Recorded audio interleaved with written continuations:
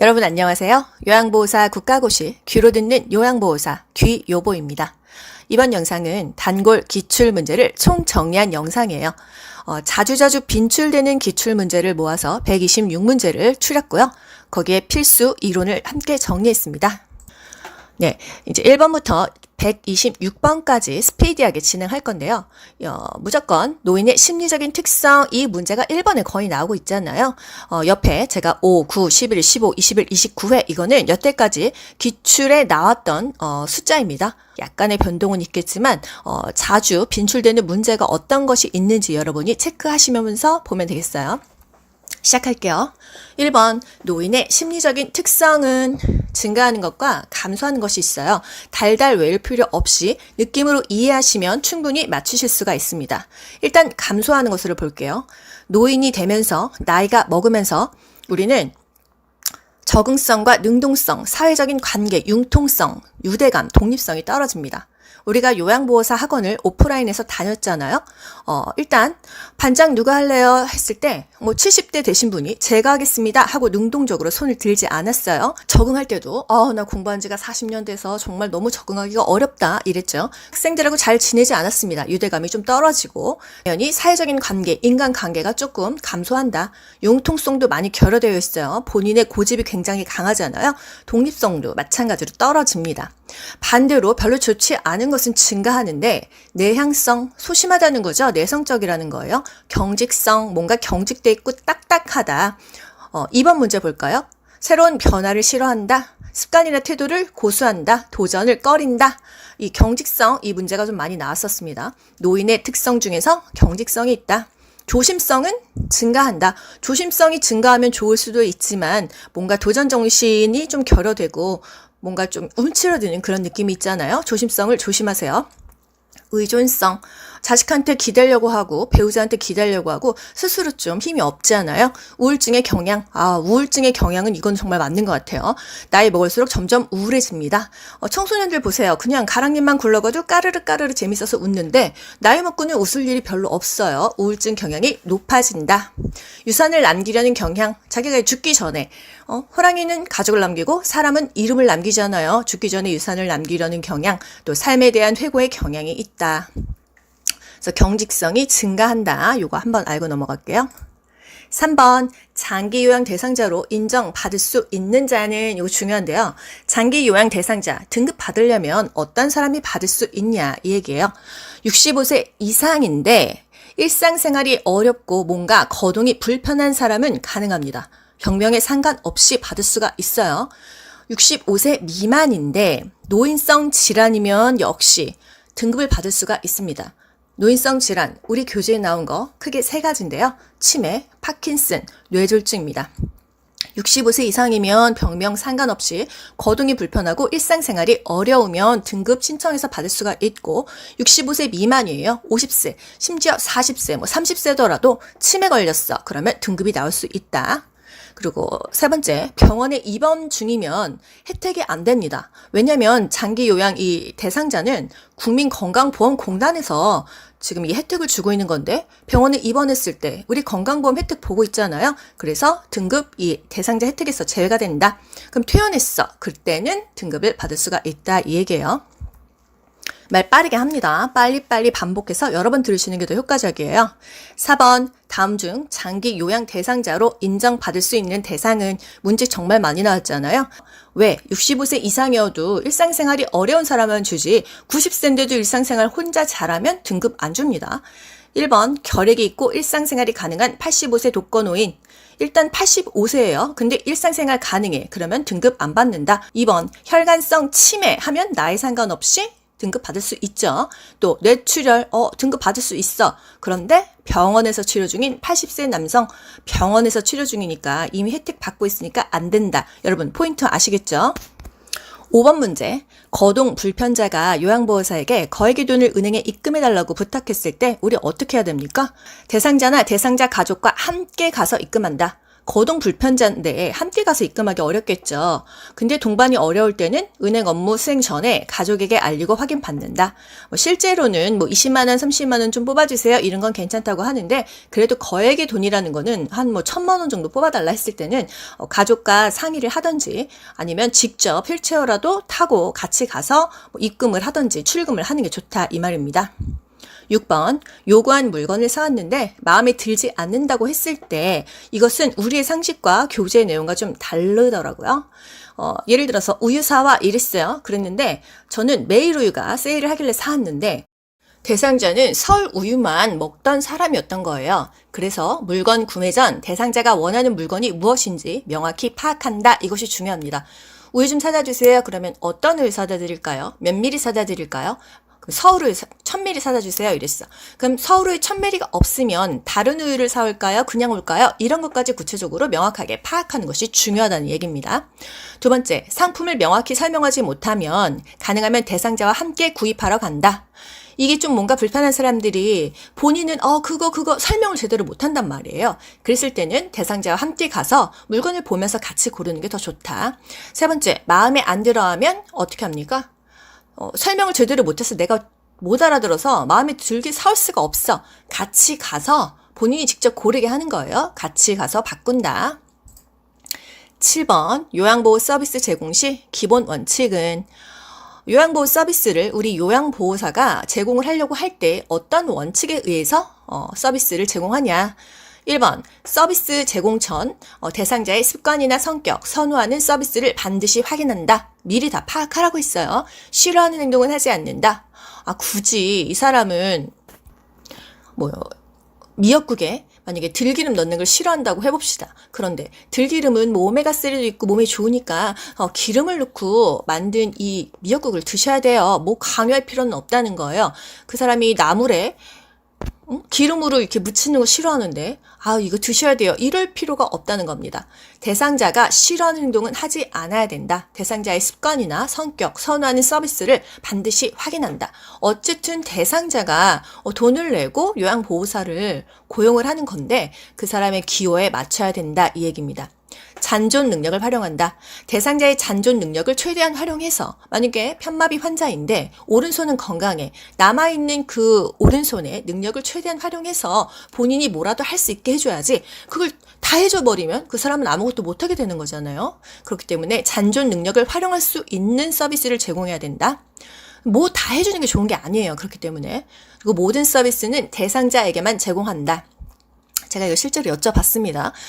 노부부가 살고 있다. 근데 만약에 할아버지만 대상자야. 그럼 할머니는 밥 차릴 때 제외하냐? 실제로는 그렇지는 않대요. 하지만 이론적으로 가족이 많은 집이라면 그 대상자의 서비스만 제공하는 거지 가족이 10명, 20명인데 요양보호사가 그걸 다 제공할 수는 없다는 얘기예요. 모든 의료행위는 하지 않는다. 요양보호사는 의료행위를 하면 안 됩니다. 경구약 및 외용약 제외. 경구약, 입으로 먹는 약, 그리고 외용약, 아파서 빨간 약 발랐어. 이런 거는 가능하다는 얘기예요. 경구약은 병원에서 받은 약 챙겨줘야 되겠죠? 의료행위는 안 된다. 여기서 말하는 의료행위는 어느 정도인가? 흡인, 비위간 삽입, 콧줄 넣고, 그런 거. 그다음에 관장 안 돼요. 돈용 안 돼. 욕창 관리. 투약, 귀지 제거도 안 됩니다. 귀 파주는 거 될 줄 알았죠? 안 돼요. 입에 혓바늘 돋았어요. 알보칠 이런 거 발라주는 것조차도 안 된다. 나중에 문제가 생길 수 있단 말이에요. 그래서 최대한 요양보호사가 나중에 그 문제에 대해서 책임을 지지 않는 범위를 지켜야 됩니다. 업무 영역의 한계에 대해서 지켜야 돼요. 지금 이 영상을 간호조무사 자격증 따신 분들도 듣잖아요. 항상 중요했던 거 뭐죠? 자기네 업무 영역을 한계를 지켜야 된다. 5번, 응급상황 발생 시 응급처치의 우선순위에 따라서 응급처치한다. 우선순위는 항상 숨을 쉴 수 있어야 사람이 살 수 있기 때문에 호흡이나 대출혈, 하여간 그렇게 깊이까지는 들어가지 않기 때문에 여기서 스탑할게요. 응급 우선순위에 따라서 처치를 해라. 8번, 다음 노인학대의 유형은 금이 간 안경을 꼈어. 고장난 보청기를 꼈어. 뭔가 지금 계절에 안 맞는 더러운 의복을 착용했어. 지금 여름인데 겨울옷 입고 있고, 겨울인데 여름옷 입고 있고, 노인에게 필요한 의식주나 의료를 적절하게 제공하지 않았다. 이러면 방임입니다. 일단 기본적인 의식주가 제대로 안 됐다. 아픈데 의료를 제공하지 않았다. 그럼 방임이에요. 그냥 방치한 거죠. 방임입니다. 9번 다음 노인학대의 유형은 노모를 시설에 입소시킨 후 찾아오지 않았어. 그냥 뭐 버린 거잖아요. 그리고 자기 미납금을 미납시킴. 시설에 맡겼는데 자기 미납금 안 주면 어떻게 돼요? 이 노인 쫓겨나게 되는 거잖아요. 그리고 연락 두절이나 왕래를 하지 않는 행위, 이거는 유기이다. 갖다 버리는 거예요. 유기견 갖다 버린 거잖아요. 강아지를. 연락 두절됐다. 입소시키고 안 쳐져오고 돈 안 냈어. 그러면 다 유기다. 10번 학대받는 노인을 법적으로 신고하는 기관은 보세요. 지금 4, 7, 9, 11 거의 지금 뭐 계속 나오고 있는 문제다. 이런 거는 기본으로 알아야 된다. 학대받는 노인을 법적으로 신고하려면 어디다 신고합니까? 번호 못 외우면 112 경찰서에 신고하시면 되고요. 129 응급구조단에 신고를 해도 돼요. 하지만 노인보호 전문기관, 노인을 보호하는 전문적인 기관에다가 신고하는 게 더 빠르다. 1577-1389, 1577, 1년 365일, 1389, 빨리 구해주세요. 1389. 노인학대하는 것을 가장 먼저 사실 볼 수 있는 것은 요양보호사일 수 있습니다. 그 대상자가 막 멍이 들어있고 계속 멍이 막 어떤 거는 없어지는 노란 멍이고 어떤 것도 새로 생긴 파란 멍이고 어떤 건 빨간 멍이고 학대가 의심된다는 거잖아요. 근데 확실한 거 아니니까 난 신고하지 않아. 이러면 안 된다는 거예요. 확실하면 신고한다? 아닙니다. 의심이 될 때 신고하는 거예요. 우리가 판단하는 거 아니에요. 우리는 의심이 되면 일단 신고하고 신고했을 때 그 기관에서 알아서 판단을 하면 되는 거예요. 노인학대 미신고 시 500만 원 이하의 과태료를 낸다. 내가 요양보호사로 일하는데 아들한테 맡고 있는 그 대상자를 보고도 신고를 안 했어. 근데 결국은 그게 어떻게 알게 됐어. 그러면 나는 500만 원 이하의 과태료를 내야 된다. 돈을 떠나서 그 노인의 삶의 질을 위해서 신고를 해줘야 합니다. 11번 노인보호 전문기관의 업무는 뭐냐. 이제 신고를 했잖아요. 그러면 거기서 어떤 일을 해야 될까요? 신고 접수를 받겠죠. 그리고 학대했는지에 대해서 개입을 합니다. 그리고 절차를 지원해서 그 노인에 대해서 뭐 인권을 보호한다든지 어디서 먹고 자고 할 수 있는지 그런 것에 대해서 지원을 한다. 그냥 상식적으로 알고 넘어가면 될 것 같아요. 12번 장기 요양요원의 권리침해 상담, 건강 증진, 직무 향상 교육, 대체 인력 지원 업무를 수행하는 기관은 뭔 소리예요? 장기 요양요원이 뭐야? 이게 바로 요양보호사 우리잖아요. 우리가 권리침해 받았어. 그리고 우리의 건강 증진을 위해서 또 직무 향상에 대해서 교육받고 또 업무에 대해서 수행을 하는 기관은 어딜까? 장기 요양 요원 지원센터이다. 장기 요양 요원이 그냥 요양보호사인데 우리를 지원해주는 센터이다. 지원센터에서 우리 권리 침해나 뭐 건강 또 직무 어떤 그 사람들 대체 인력 내가 그만두면 다른 사람 대신 그 대상자 집에 보내줘야 되잖아요. 그런 것들을 다 알아서 해주는 기관이 지원센터이다. 요양보호사 지원센터이다. 이렇게 암기하시면 되겠죠? 요양요원의 지원센터이다. 장기 요양요원의 상담 지원, 대체 인력의 지원, 복리 향상, 직무 향상 교육, 취업, 창업 등의 업무를 하는 것은 지원센터이다. 13번 맨날 나오는 문제입니다. 제가 방문 중에서 대상자가 엉덩이를 만졌어. 어떻게 해야 됩니까? 우리 뭐 성질 같아서는 진짜 욕하면서 싸대기 날리고 뛰쳐나오겠죠. 하지만 이론적으로는 감정적인 대응은 삼가하래요. 그리고 지금 뭐 하시는 거예요? 소리도 지르는 게 아니고 단호하게 오히려 음성을 내립니다. 단호히 거부 의사를 표현합니다. 지금 뭐 하시는 겁니까? 단호하게 대처하래요. 이러시면 안 됩니다. 손 치우세요. 이렇게 하는 거예요. 정말 갑갑한데요. 제가 이런 일이 많냐고 제가 센터 시설장님에게 여쭤봤는데 많지는 않다고 하시더라고요. 단호히 거부 후 시설장이나 보호자에게 알리겠다고 말을 합니다. 그리고 차후에 반복되면 서비스를 중단하겠습니다. 이런 식으로 하겠죠. 이거는 나중에 센터에서 알아서 할 일이고 일단 요양보호사인 우리가 현장에 나가서 엉덩이를 만졌어, 뒤에서 가슴 만졌어 그랬을 때는 지금 뭐 하시는 겁니까? 단호하게 대처하시면 돼요. 단호하게 하는 것은 성희롱이나 성접촉밖에 없습니다. 뭐 치매 노인이 뭘 잘못했어, 단호하게 한다, 이런 보기에 우리는 현혹되면 안 돼요. 단호하게 하는 거는 성적인 문제뿐이에요. 치매 대상자는 단호하게 하는 거 아니고 주의를 환기시키는 거예요. 동문서답하는 거예요. 14번 요양보호사의 직업윤리로 옳은 것은 뭐 간호조무사의 직업윤리, 요양보호사의 직업윤리, 사회복지사의 직업윤리. 직업윤리는 그냥 그 국가고시마다 다 하나씩 나올 수밖에 없는 문제인 것 같아요. 요양보호사의 직업윤리로 옳은 것은 이런 문제가 나와서 계속 이제 보기가 변형되면서 문제가 나오는데 기본을 알자고요. 13가지가 있습니다. 자기관리를 철저히 해야 돼요. 우리 메라비언의 법칙에서 배웠죠? 복장과 외모, 그리고 청각적인 요소가 93%나 차지한다. 외모를 굉장히 깔끔하게 하고 일을 나가야 합니다. 그리고 직무 교육을 해서 기술을 좀 습득하는 게 좋다. 대상자가 내 앞에서 떡 먹다 목에 걸렸어. 그럼 우리는 하임리히법으로 살려야 되고, 갑자기 경련하면서 거품 물었어. 고개를 옆으로 돌려주고 주변에 위험한 물건 치워주고, 기술을 습득을 해야지 살릴 수 있잖아요. 응급한 상황에서 구할 수 있다. 3번 방문 일정을 변경해야 되는 경우 있잖아요. 갑자기 뭐 접촉사고가 났다든지 위험한 상황에 처했다든지 다쳤거나 뭐 여러 가지 천재지변을 당했을 수도 있고, 사전에 대상자에게 양해를 구한다. 뭐 미리 전화하는 경우도 있고요. 방문을 했는데 대상자가 집에 없어요. 그럼 당연히 전화를 하겠죠. 근데 뭐 전화 통화가 안 됐거나 그러면 또 자식들한테 전화하겠죠. 실제로는 그렇게 하지만 이 이론에서는 다음 방문일을 메모로 남긴다. 그리고 이제 붙여놓는 거예요. 그럼 요양보호사는 뭐 포스트잇이나 이런 메모할 거를 항상 들고 가야 된다. 방에는 들어가지 않는다. 보통 그 요양보호사들이 이제 그 혼자 있는 노인들을 돌볼 때 자녀들이 그 문을 다 딸 수 있도록 열쇠를 주거나 그 키 번호를 알려준다고 합니다.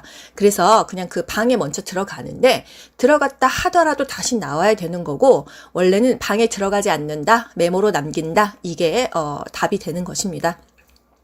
업무상 알게 된 개인정보는 비밀을 유지한다. 너무나 당연한 일이잖아요. 우리 간호조무사 환자의 개인정보 비밀 유지 지키지 않았을 때는 3.3이었어요. 3년 이하의 징역 또는 3천만 원.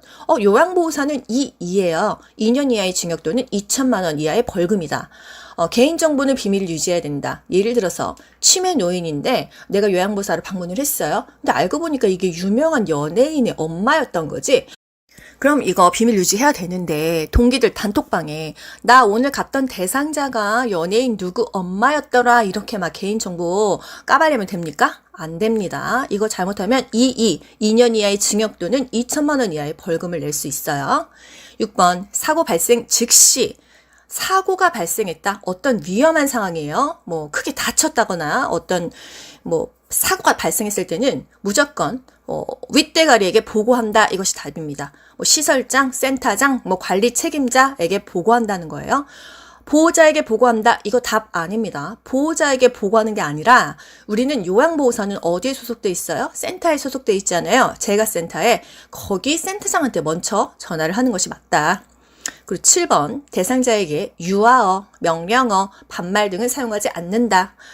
이제 뭐 치매 노인이야. 그러면 아유 잘 먹었어요. 우리 애기 오늘 밥 잘 먹어서 아이고 이뻐라. 이렇게 하면 안 된다는 거예요. 대상자는 존중해 줘야 된다.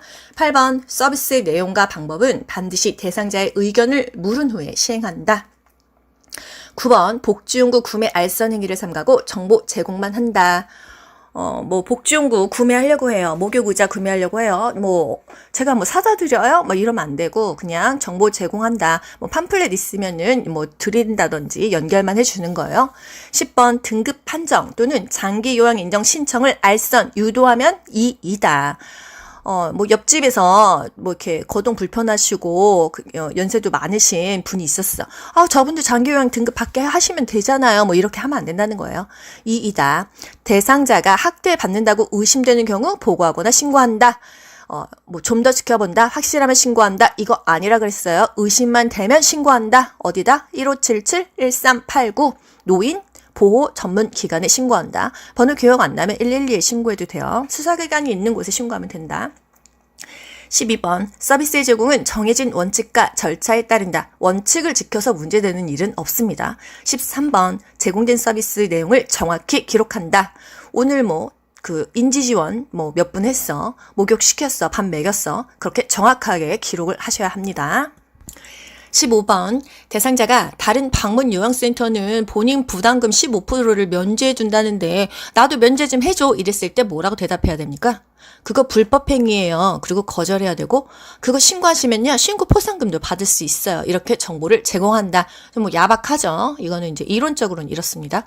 16번 가족이 기저귀 비용이 많이 든다면서 사용했던 기저귀를 재사용하자고 했을 때 대처법은 뭐예요? 요즘에는 기저귀가 코로나 때문에 마스크 좀 재사용합시다 이런 문제가 나오는데 일단 뭐 실질적으로는 기저귀를 뭐 조금만 지렸다 그러면 또 계속 사용하기도 하는데 이론적으로는 원칙은 뭐예요? 무해성 원칙에 어긋나는 행위이다. 무해성 뭐예요? 당위성을 설명한 후에 새 기저귀를 사용한다. 재사용이 왜 해로운지를 설명을 해준다 이거예요. 기저귀를 재사용하면 좋기는 하겠는데요. 그렇게 되면 우리 어르신 엉덩이에 진물이 나고 그러다 보면 욕창이 생겨서 나중에는 정말 배보다 더 배꼽이 커져요. 이 기저귀 비용 조금 아끼려다가 욕창 치료 때문에 더 비용도 많이 들고 어르신이 위험해질 수 있기 때문에 새 기저귀를 사용하는 것이 좋습니다. 이렇게 아다르고 어다르니까 좋게 설명해줘야겠지. 17번 요양보호사가 자기관리를 위한 스트레칭 방법은 자기관리, 본인의 건강관리겠죠. 이제 막 어르신들 부축하고 이러다 보면 막 손목도 삐고 그렇기 때문에 스트레칭을 해야 된다. 여기서 상하 좌우 균형 있게 교대로 시행한다. 보기에 맨날 나오죠. 상하만 뭐 좌우만 이렇게 하는데 상하 좌우 왼쪽 오른쪽 뭐 위로 아래로 다 스트레칭을 합니다. 같은 동작을 5에서 10회 반복하고 동작과 동작 사이에는 5에서 10초 쉰다. 5에서 10회를 반복하고 5에서 10초를 쉰다. 이거 맨날 말장난으로 말을 바꾸고 있어요. 스트레칭된 자세로 몇 초 유지? 10에서 15초. 유지하는 것은 10에서 15초. 나머지는 5에서 10이다.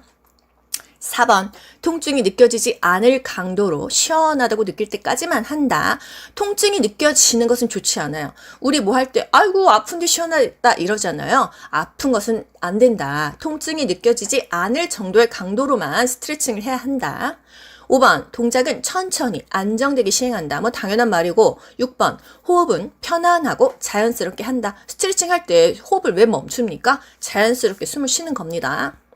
18번 요양보호사가 결핵이 의심되는 대상자를 돌볼 때 감염 예방법은 실제로는 결핵이 의심되거나 뭐 결핵이 있으면 격리치료 됩니다. 우리가 뭐 이 대상자들을 돌볼 그런 위험까지는 없을 것 같은데 일단 문제 자주 나오니까 1번 병원 또는 보건소를 방문해서 감염 검사를 받는다. 결핵이 의심되는 환자를 내가 돌봤어. 그럼 나도 걸렸을 수 있잖아요. 감염 검사를 받는 게 맞는데 이게 그 사람을 돌봤다고 바로 내가 걸리는 게 아니란 말이에요. 잠복기가 있어요. 2주 또는 1개월. 그래서 보기 중에 2주나 1개월 이후에 엑스레이 검사를 해서 감염 여부를 확인한다. 이게 있으면 이게 답입니다. 어떤 게 답이 다 정확한 게 없고 그 보기 5개 중에서 가장 근접한 게 정답으로 하셔야 돼요. 그래서 감염 검사를 받는 게 맞는데 2주 후에 엑스레이를 찍어서 감염 여부를 확인한다. 뭔 소리야. 당장 가야지. 뭔 2주 후야. 이게 아니에요. 이것도 맞는 보기라는 얘기예요. 일정 기간 후에 감염 여부를 확인한다. 다 같은 맥락의 같은 느낌의 보기죠. 또 보호장구를 착용해야 된다. 보호장구 뭐죠? 마스크, 장갑. 예전에는 마스크를 뭐 특이한 경우에만 꼈지만 코로나 이후에는 마스크는 기본으로 끼기 때문에 감염의 위험이 오히려 줄었다. 4번 결핵은 호흡기를 통한 감염이므로 대상자 물건을 함께 쓰는 것은 괜찮다. 좀 아이디얼한데 뭐 격리까지 하는 판에 그 사람 물건을 굳이 같이 쓸 필요가 뭐가 있습니까? 이게 괜찮겠습니까? 이론적으로는 괜찮다고 하는데 찝찝하니까 같이 쓸 필요는 없다. 5번 결핵균은 햇빛에 약해서 직사광선을 쪼이면 죽는데 얼마 후에 죽냐? 적어도 몇 시간, 며칠일 줄 알았더니 수분 내에 죽는다. 진짜 수분?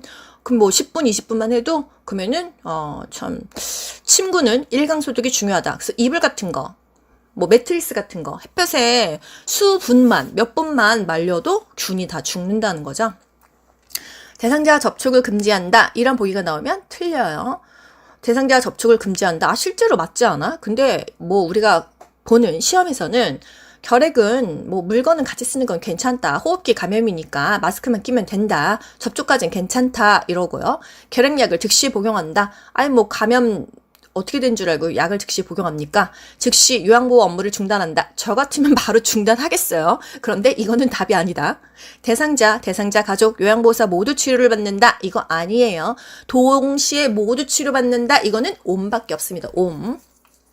6번 결핵 증상 어때요? 기침이 나옵니다. 2주 이상의 기침, 오후에는 열나고 야간에는 식은땀이 나는 것이 결핵이다. 오후에는 열이 나고 야간에는 식은땀이 나고 체중이 감소한다면 결핵을 의심해 볼 수가 있다. 요양보호사에게 흔한 감염성 질환 5가지가 있는데 너무 슬프지 않아요? 요양보호사라는 직업을 가짐으로써 감염되는 거라서 직업성 질환이다 해도 맞다고 합니다. 결핵, 독감, 노로바이러스, 옴, 머릿니. 이 지금 몇 년도인데 지금 머릿니가 나오고 옴이 나오고 그렇습니다. 결핵, 아무래도 좀 취약한 집단을 대상자로 하다 보니까 결핵이 올 수 있다. 그리고 이제 독감은 뭐 누구나 걸릴 수 있는 거고, 노로바이러스 잘못 먹었을 때 생긴다. 옴은 뭐 운 나쁘면 생기고, 머릿니.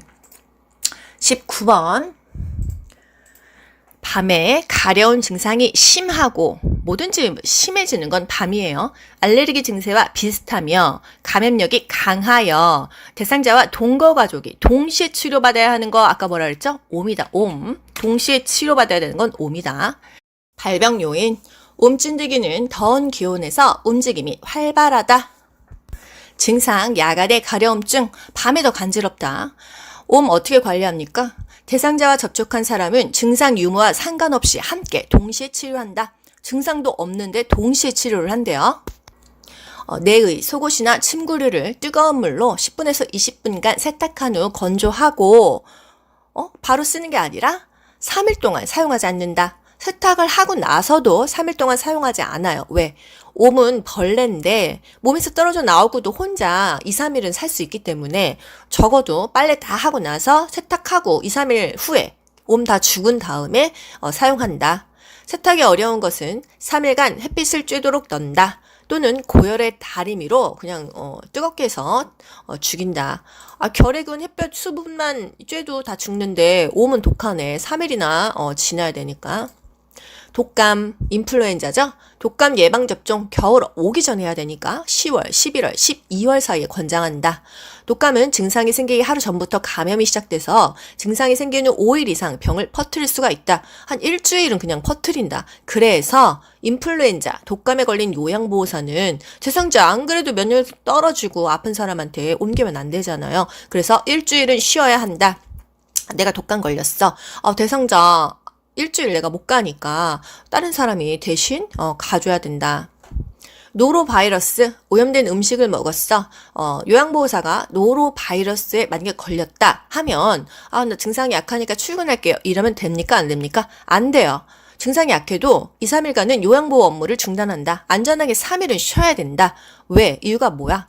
회복 후 바로 조리를 하게 되면 그 노로바이러스가 대상자에게 옮길 수 있다 이거예요. 그 손으로 조리를 하면 증상 회복 후에도 한 3일은 조리하지 말아야 되고 회복 후에 바로 조리 가능하다. X입니다. 머릿니 치료관리법. 살충 성분이 포함된 샴푸 제제로 치료한다. 보기에 살충 성분이 없는 샴푸 왠지 좋은 것 같잖아요. 뭐 유기농일 것 같잖아요. 하지만 벌레충, 머릿니는 벌레이기 때문에 죽여야 돼요. 살충 성분이 있어야 된다. 석회, 그 머릿니의 알인데 석회를 없애지 못하므로 일주일 간격으로 재치료한다. 감염자의 베개, 모자, 거기에 뭐 떨어질 수 있잖아요. 뜨거운 물에 세탁한 후에 건조한다. 55도 이상의 5분 이상 노출 시에 사멸한다. 실제로는 파마시키면 다 죽습니다. 파마약이 하도 독해서. 20번 노화에 따른 소화기계 변화로 옳은 것은 노화에 따른 소화기계 뭐 소화가 잘 돼요? 소화 안 되잖아요. 나이 먹으면. 약물의 대사 능력이 감소한다. 약은 간에서 해독을 해가지고 신장에서 배설을 하는데 약물의 대사 능력 몸에서 잘 안 빠져나간다는 얘기예요. 그리고 타액과 위액의 분비가 감소하다.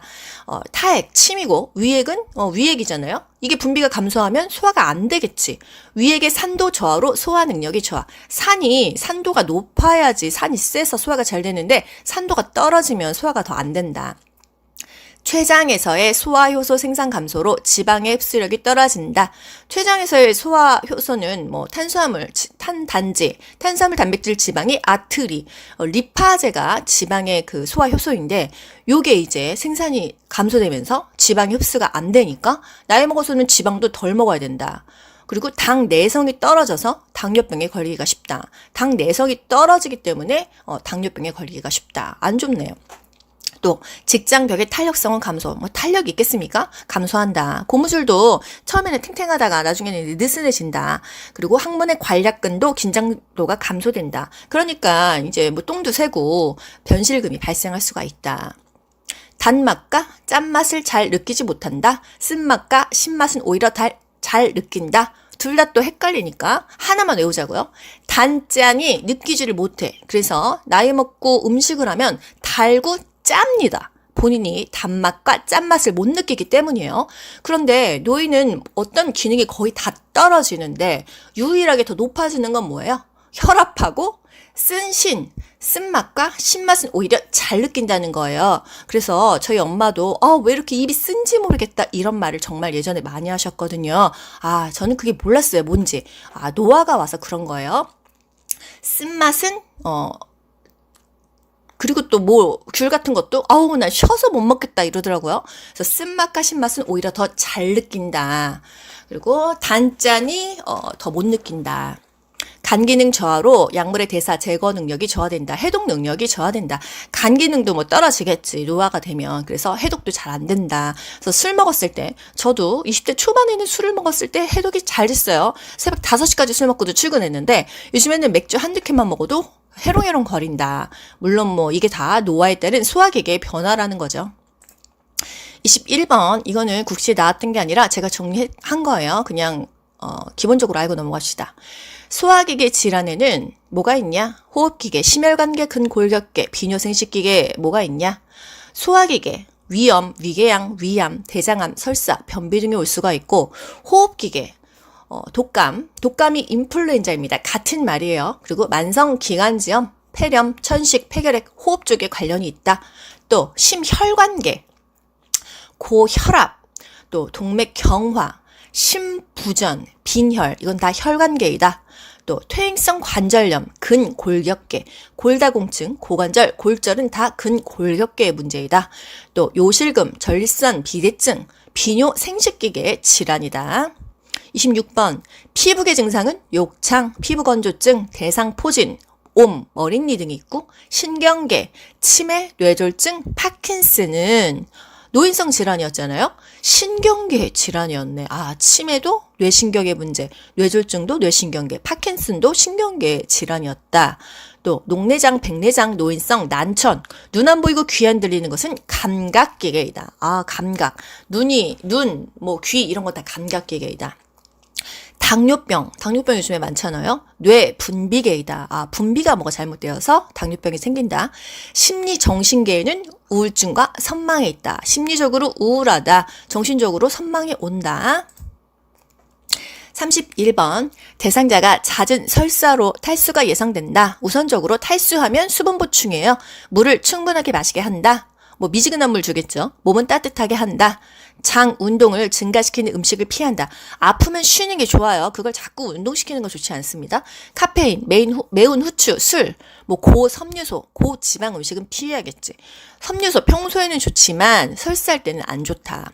지사제는 함부로 써서는 안 된다. 지사제 남용을 주의해라. 지사제는 설사를 멈추는 약인데 설사라는 것은 몸에 자연스러운 바이오리듬상 독소를 그 설사를 몸에서 쭉쭉 빠지게 하는 건데 그 독소를 굳이 지사제를 먹여서 몸에 저장하게 하면 안 좋다는 얘기입니다. 32번 노화에 따른 호흡기계 변화는 호흡기계 다 좋아지겠어요? 나빠지겠지? 기침 반사 감소. 기침 반사가 뭐야?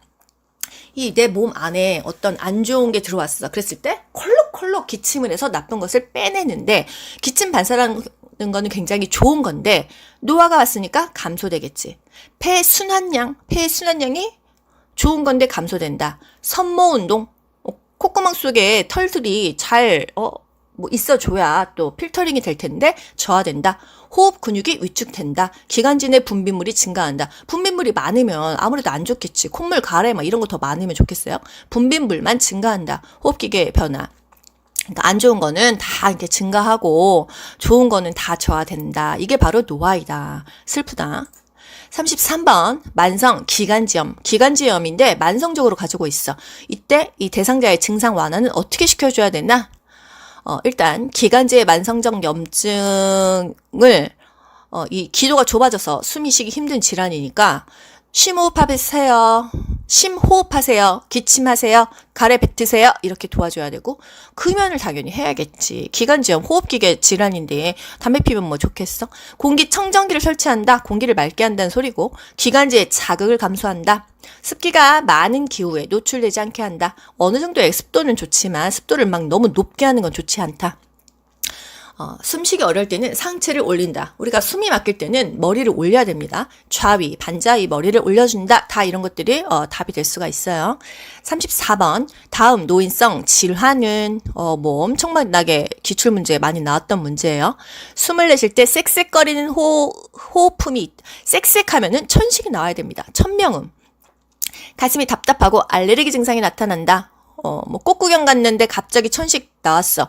이거 알레르기잖아요. 꽃 알레르기. 그러면 꽃이 없는 곳으로 피해야 되는 거예요. 그래서 알러지 반응이 왔어. 만약에 고양이 털 알러지가 있어. 그러면 고양이가 없는 대로 회피해야 된다.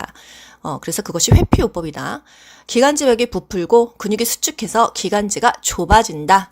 좁아지면은 더 힘들겠지, 숨쉬기가.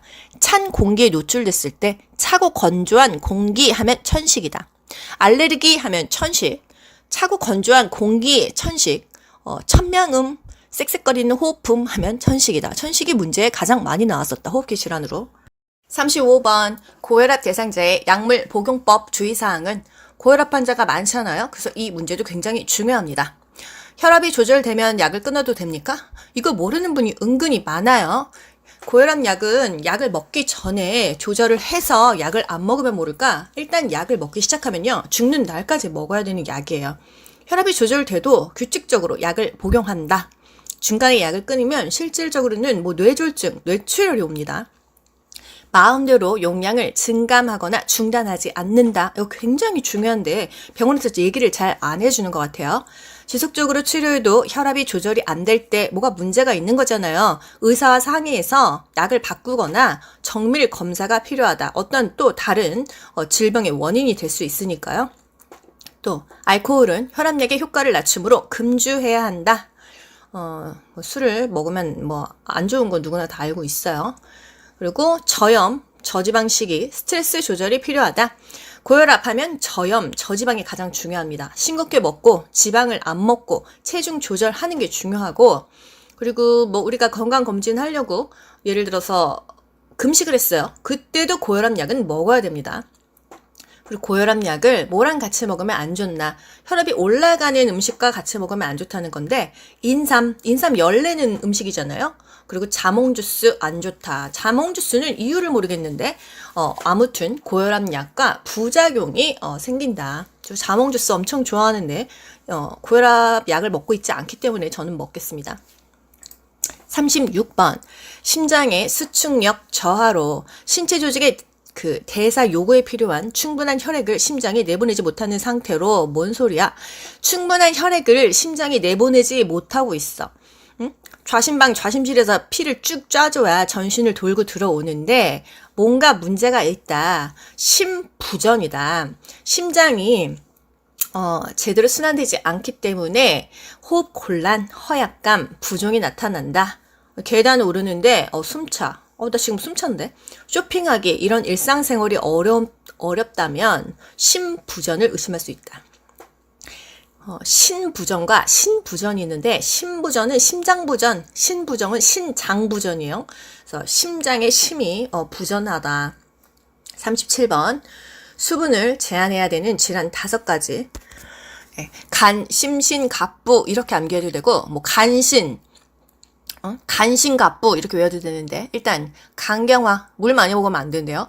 그리고 심신, 심부전 바로 위에 심부전 나왔었는데 안 되고, 또 신부전, 콩팥 신부전, 이거 신장 쪽의 문제인데 안 되고, 또 갑상선 기능 저하증이 심하면 안 되고, 부신 기능 저하증이 심하면 수분을 제한해야 된다. 목마른데 물을 못 먹어. 얼마나 괴로워요. 그런 질환이 5가지다. 간, 심신, 갑부. 간, 심신, 갑부. 간경화. 신부전, 신부전, 갑상선 기능 저하증, 부신 기능 저하증, 둘 다 저하증입니다. 38번. 다음 증상의 노인성 질환은 뭐가 되게 중요하게 색칠이 되어 있어요. 많이 사용할수록 아프다, 아침에 뻣뻣하다 하면 퇴행성 관절염입니다. 손가락 많이 사용할수록 아프다. 홈인가? 이걸로 바닷가에서 이렇게 캐는 사람들 있잖아요. 그거 조개 같은 거 벌리고 얼마나 많이 사용할수록 손 관절 아프겠어요? 아침에 일어나면 몸이 뻣뻣합니다. 퇴행성 관절염이다. 그리고 퇴행성 관절염 대상자에게 가장 적합한 운동은 뭐냐? 수영이 좋다. 수영. 체중을 부하하지 않고 그냥 그 수중 운동이 가장 좋다. 그렇다면 40번. 골다공증 예방하는 방법은 뭐냐? 골다공증에는 그냥 걷기가 가장 좋습니다. 그래서 나이 먹고는 걷는 게 가장 좋다.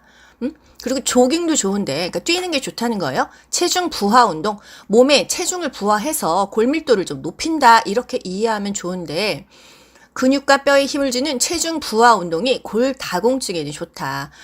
산보나 걷기나 가벼운 조깅이 골다공증에 좋다. 골다공증에도 걷기가 나오고, 사실 퇴행성 관절염도 걷기가 좋긴 한데 수영이 가장 좋기 때문에 수영을 하고요. 둘 다 공통적으로는 걷기가 가장 좋다. 이건 실질적으로 걷는 운동은 무조건 다 좋다. 그렇지만 퇴행성 관절염 하면 수영이 답이고요. 골다공증 하면 걷기가 답입니다. 41번. 골다공증으로 인해서 골절 예방을 위해서 섭취할 영양소는, 골다공증으로 인한 골절 하면 뭐예요? 나이 먹고 고관절 골절이 가장 심한 거예요. 골다공증을 가지고 있는데 넘어졌어. 그럼 고관절 골절 위험성이 높다는 얘기인데, 예방하기 위해서는 비타민 D를 먹어라, 칼슘을 먹어라, 햇빛을 쬐서 비타민 D를 자연적으로 생성시켜라, 이런 것들이 중요합니다. 시험을 떠나서 우리가 골다공증 예방하려면 비타민 D 주사를 맞던지 먹던지, 칼슘 음식을 멸치라도 먹던지, 햇빛 쬐면서 광합성 하면서 비타민 D를 자체 생성하면 되겠다. 요양보호사를 공부하면서 정말 실질적으로 생활 습관도 저도 많이 바뀌었어요. 42번. 대상자가 요실금이 있어. 어떻게 도우면 좋을까? 일단 골반 강화 운동을 시켜야겠죠. 근육이 강화되면 요실금이 주니까. 또 충분한 수분 섭취로 방광 기능을 유지한다. 요실금, 오줌이 이렇게 줄줄 샌다고 해서 물을 안 먹이면 안 된다는 거예요. 3번. 식이섬유가 풍부한 과일과 채소 먹여서 변비를 예방한다. 요실금하고 변비가 무슨 상관이 있냐? 우리 있어요. 왜 있느냐? 밑에 요실금 증상 3가지 중에서 복압성 요실금 보면은 배에 압력이 생겨가지고 소변이 나오는 거예요. 재채기, 애취 했을 때 깔깔거리고 배에 힘주면서 웃었을 때, 그랬을 때 오줌이 찔끔 나온단 말이에요. 그래서 배에 압력이 없어야 되는데 변비가 있으면 어떻습니까? 배에 압력이 꽉 차잖아요. 그래서 요실금에 좋지가 않다. 변비를 예방하는 것이 요실금 증상의 완화가 된다. 4번. 비만은 복부의 압력을 가중시켜 복압성 요실금을 증가시키기 때문에 체중을 조절해라. 살찐 사람은 고혈압도 오고 요실금도 오고 좋은 게 한 개도 없습니다. 관절염도 이 체중이 무거우면 무릎에 부하가 많이 가잖아요. 그래서 살을 좀 적당한 체중을 조절하는 것이 무조건 노후에는 정말 좋다. 요실금의 증상이 3가지 중에서 다음은 어떤 요실금이냐, 이렇게 물어볼 수 있습니다. 복부 내 압력 증가, 배 압력, 복압, 그리고 또 소변이 보고 싶다고 느끼자마자 줄줄 나오는 거예요. 화장실 갈 시간도 없이. 너무 절박하잖아. 절박성 요실금이다. 역류성, 역류되는 거겠지. 소변이 가득 찬 방광에서 소변이 조금씩 넘쳐 계속적으로 흘러나온다. 방광이 왜 그 기능을 못하는 건지, 아니면 느끼지를 못하는 건지 소변이 역류한다. 43번. 요 돌을 둘러싸고 있는 세포가 증식해서 소변이 마려울 때 잠깐 참아야 어디 화장실을 찾아서 갈 텐데 참기가 힘들고, 배뇨 후에도 뭔가 찝찝해, 잔뇨감이 있고, 소변 줄기가 끊어진다 하는 것은 전립선 비대증. 이게 남자분들한테 있는 거잖아요. 전립선 비대증이다. 노화에 따른 남성 호르몬의 감소로 전립선 비대증이 나타난다. 여러 가지 방법이 있는데 수술도 하잖아요. 44번. 비뇨기계 문제가 있어서 스스로 배뇨 조절이 어려워. 이 대상자의 증상을 어떻게 호전시킬 수 있을까? 우리가 이건데요. 일단 뭐 기저귀를 채운다 이런 것은 다 답이 되지 않아요. 기저귀, 뭐 소변 주머니, 뭐 도뇨 이런 거는 최대한 자제를 하고 스스로 진짜 직접 화장실 가서 쌀 수 있도록 유도하는 것이 가장 중요하다. 한번 그렇게 기저귀 차기 시작하면은 뭐 문제가 너무 많이 생긴다. 우리가 대상자의 잔존 능력을 기능을 다 쓸 수 있게 해줘야 되기 때문에 무조건 기저귀나 이런 것은 최후의 보루로 남겨놓는 거고 스스로 할 수 있도록 해준다. 45번. 뭐 귀찮긴 하지만 그렇게 해줘야 돼요. 욕창 발생 위험 요소가 많은 대상자. 일단 욕창은 피부가 압력 때문에 혈액 공급이 안 돼가지고 썩는 거예요. 썩는 거. 일단 영양 부족이야. 뭐 욕창만 생기겠습니까? 근데 욕창에는 쥐약이다. 그래서 오히려 살이 좀 많은 사람이 욕창에는 더 좋다. 그러니까 비만이어서 좋은 거는 욕창밖에 없네요. 욕창밖에. 장기간의 와상 상태. 장기간 동안 그냥 누워 있어야 되는 사람이야. 체위 변경이 어렵겠죠. 우리 체위 변경 2시간마다 바꿔주는 거잖아요.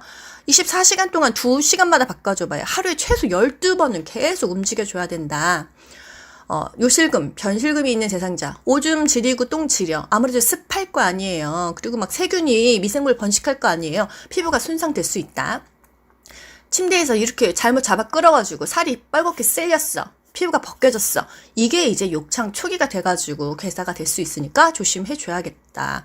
그래서 마르면 욕창에는 좋지 않다. 그래서 말라서 나쁜 거는 욕창뿐이다. 46번. 욕창의 4단계 증상. 뭐 물집이 있다. 욕창 몇 단계냐 이런 문제 나오잖아요. 물집은 2단계이다. 그리고 괴사가 시작된다 하면 3단계. 뼈와 근육 깊이 괴사된다 4단계예요. 1단계는 그냥 뻘긋뻘긋하다. 홍반이 있다. 이건 뭐 느낌으로 다 맞출 수 있잖아요. 물집 2단계. 아주 그냥 뼈와 근육까지 괴사됐다 4단계. 47번. 욕창 초기 전조 증상 홍반 불긋불긋할 때 어떻게 도와줘야 되냐? 약간 미지근한 물수건으로 그냥 따끈하게 찜질을 해준다. 욕창 부위를 손으로 이렇게 톡톡 마사지하고 가볍게 두드린다. 햇빛 쬐면 가장 좋겠죠. 밖에 나가서 30분 정도 햇빛을 쬐다. 또 건조시키는 게 좋습니다. 습하면 안 되니까 미지근한 바람으로 건조시킨다. 이렇게 뭐 부채 같은 거로 좀 붙여주던지 아니면은 뭐 미지근한 드라이도 있겠죠. 48번. 수두 바이러스, 띠 모양, 자결감 하면은 대상포진이에요. 면역력 떨어지면 대상포진 걸린다. 그래서 예방접종하면 좋겠죠. 65세 이상은 대상포진 접종 맞아야 요양원 요양시설 갈 수 있어요. 수두를 일으키는 바이러스, 저 어렸을 때 수두 걸렸었거든요. 엄청 이것도 아픕니다. 그런데 이 바이러스, 어렸을 때는 수두가 생기고요. 나이 먹으면 대상포진이 생기는 거예요. 그 띠 모양의 수포. 이게 뭐 양쪽으로 세트는 아니다. 한쪽으로 띠 모양이 생긴다. 보통 뭐 등허리, 이 여자들은 브레지언 이 부위에 빨갛빨갛하게 생깁니다. 따끔따끔하게 통증이 느껴져요. 욱신욱신 쑤셔요. 그러니까 잘 봐달라고 해야 돼요. 뭔가 안 좋으면. 그러면은 대상포진은 발견 즉시 어디로 갑니까? 피부과로 가셔야 됩니다. 대상포진 엄한과로 가시면 이상한 약 받아요. 피부과로 가세요. 피부과로. 그리고 빨리 조기에 항바이러스제를 먹어야 잡을 수가 있어요. 이거 치료 더뎌지면 나중에 대상포진 후 신경통 때문에 엄청나게 고생합니다. 포진이 다 없어졌는데도 막 신경통 때문에 어쩔 줄을 몰라 하더라고요. 49번. 안압이 상승했다 하면 딱 녹내장이 나와야 돼요. 안압, 눈의 압력이 상승됐어. 압력이 상승되면은 시력도 안 보이고 글자도 휘어 보인다. 안압하면 녹내장, 눈이 뿌옇다 하면 백내장이에요. 안압, 눈에 압력 찼어. 녹내장이다. 50번. 당뇨 환자의 저혈당 증세는 우리 이거 왜 배워요? 우리가 이제 대상자들 갔을 때 기저질환이 다 하나씩 있단 말이에요. 고혈압도 있고 당뇨도 있고 퇴행성 관절염도 있고 고혈당공증도 있고 우리가 그래서 알아야 된다. 그래야 대상자에 맞춰서 우리가 케어를 할 수가 있다. 갑자기 우리 대상자가 식은땀을 막 흘려. 나 눈이 잘 안 보여. 막 이랬어. 그 당뇨 환자라면 저혈당 증세일 수 있다는 거예요. 저혈당이 굉장히 위험합니다. 그랬을 때 옆에 의식이 있으면 오렌지 주스 먹이고 의식이 없으면 어떻게 해요? 빨리 119에 신고를 해야겠죠. 51번. 당뇨병 대상자 운동 돕는 법. 당뇨병은 식이요법과 운동이 중요한데요. 밥을 먹고 나서 혈당이 올라가는 그 시점에 운동하는 것이 가장 좋습니다. 그래서 식후 30분에서 1시간 뒤에 운동하는 것이 좋은데 그냥 식후 1시간 뒤에 운동을 한다. 30분 이상 운동을 한다. 이렇게 생각을 하면 좋아요. 무리한 운동은 삼간다. 무리하게 운동하면 또 저혈당이 오기 때문에 공복 시 운동은 저혈당에 대비한다. 고혈당에 대비한다. 이렇게 보기가 바뀌는데 공복 시 운동. 배고플 때 운동을 하면 어떻게 되겠어요? 당이 떨어지겠죠. 저혈당 위험하잖아. 그런데 저혈당에 대비한다. 이게 맞겠지. 공복 시 운동을 고혈당에 대비할 필요는 없잖아요. 4번 혈당 수치가 300 이상일 때는 높다는 얘기잖아요. 운동을 해야 돼요. 이때는 혈당 조절이 더 중요하지 운동이 중요한 게 아니에요. 혈당 조절 후에 운동을 한다. 이때 운동 강도를 높인다? 혈당 수치를 운동으로 잡는 것은 아닙니다. 5번 약은 의사의 처방에 따라 먹는다. 당연한 얘기고요. 52번 인지장애로 급격이라는 말이 나오면 이것은 선망입니다. 천천히 하는 것은 치매지만 급격하게 발생하는 것은 선망이에요. 저희 엄마가 그 대학병원에서 무릎 연골 집어넣는 수술을 했는데 왼쪽 오른쪽을 한쪽 하고 열흘 후에 전신 마취를 다시 해서 또 한쪽을 했어요. 근데 두 번째 수술했을 때 이 선망이 왔습니다. 그 마취가 깨는 순간부터 급격하게 헛소리를 하고 누가 나를 죽이려고 한다 하고 인지장애, 진압력 장애를 보입니다. 정신이 없어요. 급격하게 나빠졌지만 또 며칠 지나서 다시 조금 호전이 됐습니다. 그래서 급격하게 나빠진다 하는 것은 선망이에요. 선망. 보통 전신마취 수술하고 나서 이런 증세가 많이 옵니다. 갑자기 진행된다. 멀쩡하다가 전신마취 하고 나서 딱 깨는 순간부터 이상해지니까 의식의 변화가 있다. 정신 못 차려요. 주의 집중력이 매우 떨어진다. 수면 양상이 매우 불규칙적이다. 밤에 잠을 못 자고 계속 그렇습니다. 대상자가 그거에 또 반대로 선망과 반대로 또 중요한 게 우울증이 있는데 우울증은 어떤 증상이 오느냐? 관심이 없어요. 말도 없어. 밥도 안 먹어. 잠도 안 자. 그냥 사는 게 그냥 싫은 거지. 이것은 우울증이다. 급격하게 발생한다. 이것은 선망이에요. 우울증 이런 거는 서서히 오는 거지 급격하지 않습니다. 53번 평소에 말을 잘 하던 사람이 말이 어눌해지며 한쪽 팔과 다리를 가누지 못할 때 의심할 수 있는 질환은 여러분 다 상식적으로 뇌졸중인 줄 아시죠? 저희 아버지가 올 겨울에 갑자기 그 아파트에서 그 담배를 피려고 1층을 추운데 갔다 오시면서 내가 말을 못한다 이래가지고 응급실을 가셨어요. 그래서 뇌졸중 전조 증상 그거 판단을 받아가지고 입원을 하셨다가 퇴원을 하셨는데 말이 갑자기 어눌해집니다. 말을 못해요. 그러면 그냥 뇌졸중인 거예요. 혈관이 갑자기 확 수축을 해가지고. 그리고 좌측 뇌가 손상됐다. 어떤 반응이 오냐? 언어 장애가 온다. 그러니까 말을 못한다는 것은 좌측 뇌가 손상이 됐다는 거예요. 그래서 말이 어눌해진다. 그럼 무조건 뇌졸중. 걸어봐라 했을 때 삐뚤삐뚤을 걷는다. 팔 올려봐라 했을 때 팔 잘 못 올린다. 이런 걸로 뇌졸중을 판단합니다. 54번. 뇌졸중은 어떻게 해요? 시간이 되게 급한 거예요.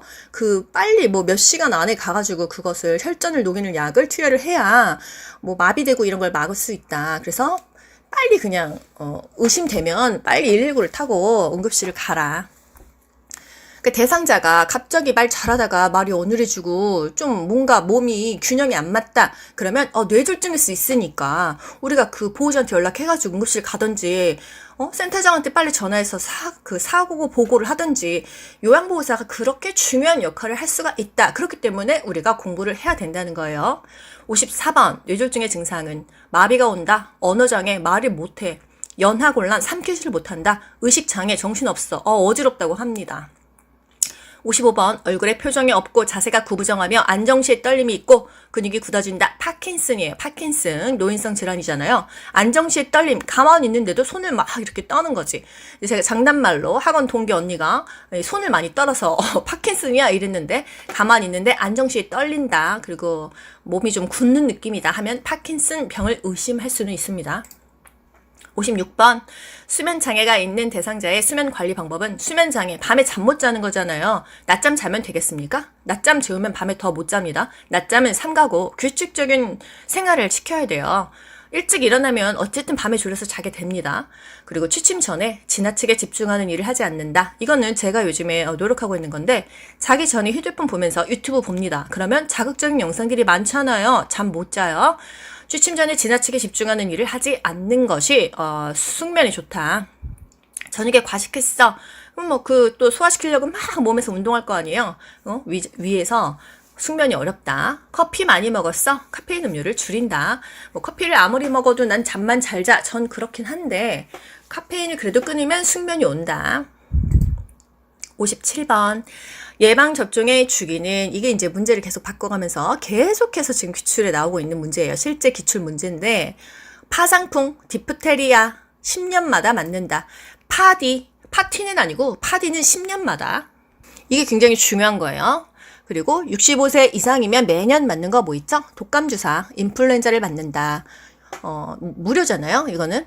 또 65세 이상이면 무조건 한 번은 맞아야 되는 거는 폐렴구균 그리고 대상포진이다. 58번 요양원에 입소한 대상자가 받아야 할 예방접종 감염병은 무조건 대상포진. 대상포진은 무조건 맞아야 돼요. 요양원 가려면 대상포진 예방주사를 맞아야 된대요. 그리고 인플루엔자는 매년 맞는 거니까. 요양원은 요양병원이 아니잖아요. 그냥 요양원은 시설이기 때문에 미리 의료기관 가서 이런 주사를 맞아라. 대상포진 맞아야 되고 독감 접종은 뭐 그때그때 해라. 59번 겨울철 뇌졸중이나 낙상으로 인한 골절 예방법은 뭐 뇌졸중, 온도 변화 갑자기 확 있으면 안 되고 낙상 항상 넘어지지 않게 조심을 해야 되는데 그리고 겨울이니까 실외보다는 실내 운동 안에서 그냥 조금씩 움직이고 스트레칭하고 이런 게 좋다. 새벽보다 낮에 좋다. 아침 새벽에 기온이 훨씬 춥기 때문에 안 좋습니다. 따뜻한 복장으로 나간다. 예. 머리에서 이 열이 많이 빠져나가서 모자도 써야 돼요. 털모자도. 준비 운동 충분히 한다. 마무리 운동 충분히 한다. 그래야지 뭐 이렇게 골절 생기지 않고 좋다. 술 마신 다음 날 아침 가급적 외출을 삼간다.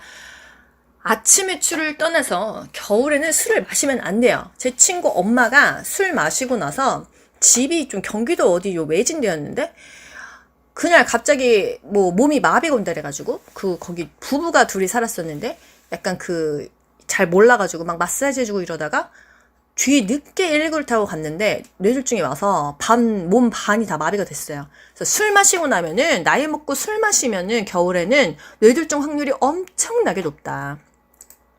60번 경관영양 주입 시 대상자를 돕는 법은 경관영양이 뭐예요? 진할, 튜브, 관, 그래서 그 튜브로 영양을 주는 거다. 그래서 콧줄을 꽂거나 수술한 사람들 위로나 장루로 이렇게 삽입을 해가지고 밥 먹이는 겁니다. 튜브를 끼워서 영양 공급을 하는 건데 1번 비위관을 고정시키고 비위관 주변에 윤활제를 바른다. 이제 콧구멍으로 그 줄을 넣기 때문에 윤활제를 발라가지고 그 줄을 좀 부드럽게 넣어줘야 돼요. 2번 설사나 탈수를 유발하므로 1분당 50ml 주입하지 않는다. 1분당 50ml 1분에 50ml 50 이상을 주입을 하면 설사를 할 수가 있어요. 그래서 온도 자체도 사람의 체온과 비슷하게 넣어줘야지 너무 차갑게 넣으면은 자극이 돼서 안 좋다. 영양 주머니는 소독한다? 아니에요. 왠지 소독할 것 같잖아요. 영양 주머니는 매번 깨끗이 씻어서 말린 후에 사용한다. 씻어서 말린 후에 사용한다. 우리가 만약에 밥그릇이라고 치면 우리가 씻어서 말리잖아요. 소독까지는 안 한다. 그리고 비위관이 빠지지 않게 반창고를 잘 고정한다. 피곤하니까 혀가 꼬이네. 콧 줄이 빠질 수 있잖아요. 반창고를 잘 고정한다. 이 고정은 우리가 하는 건 아닙니다.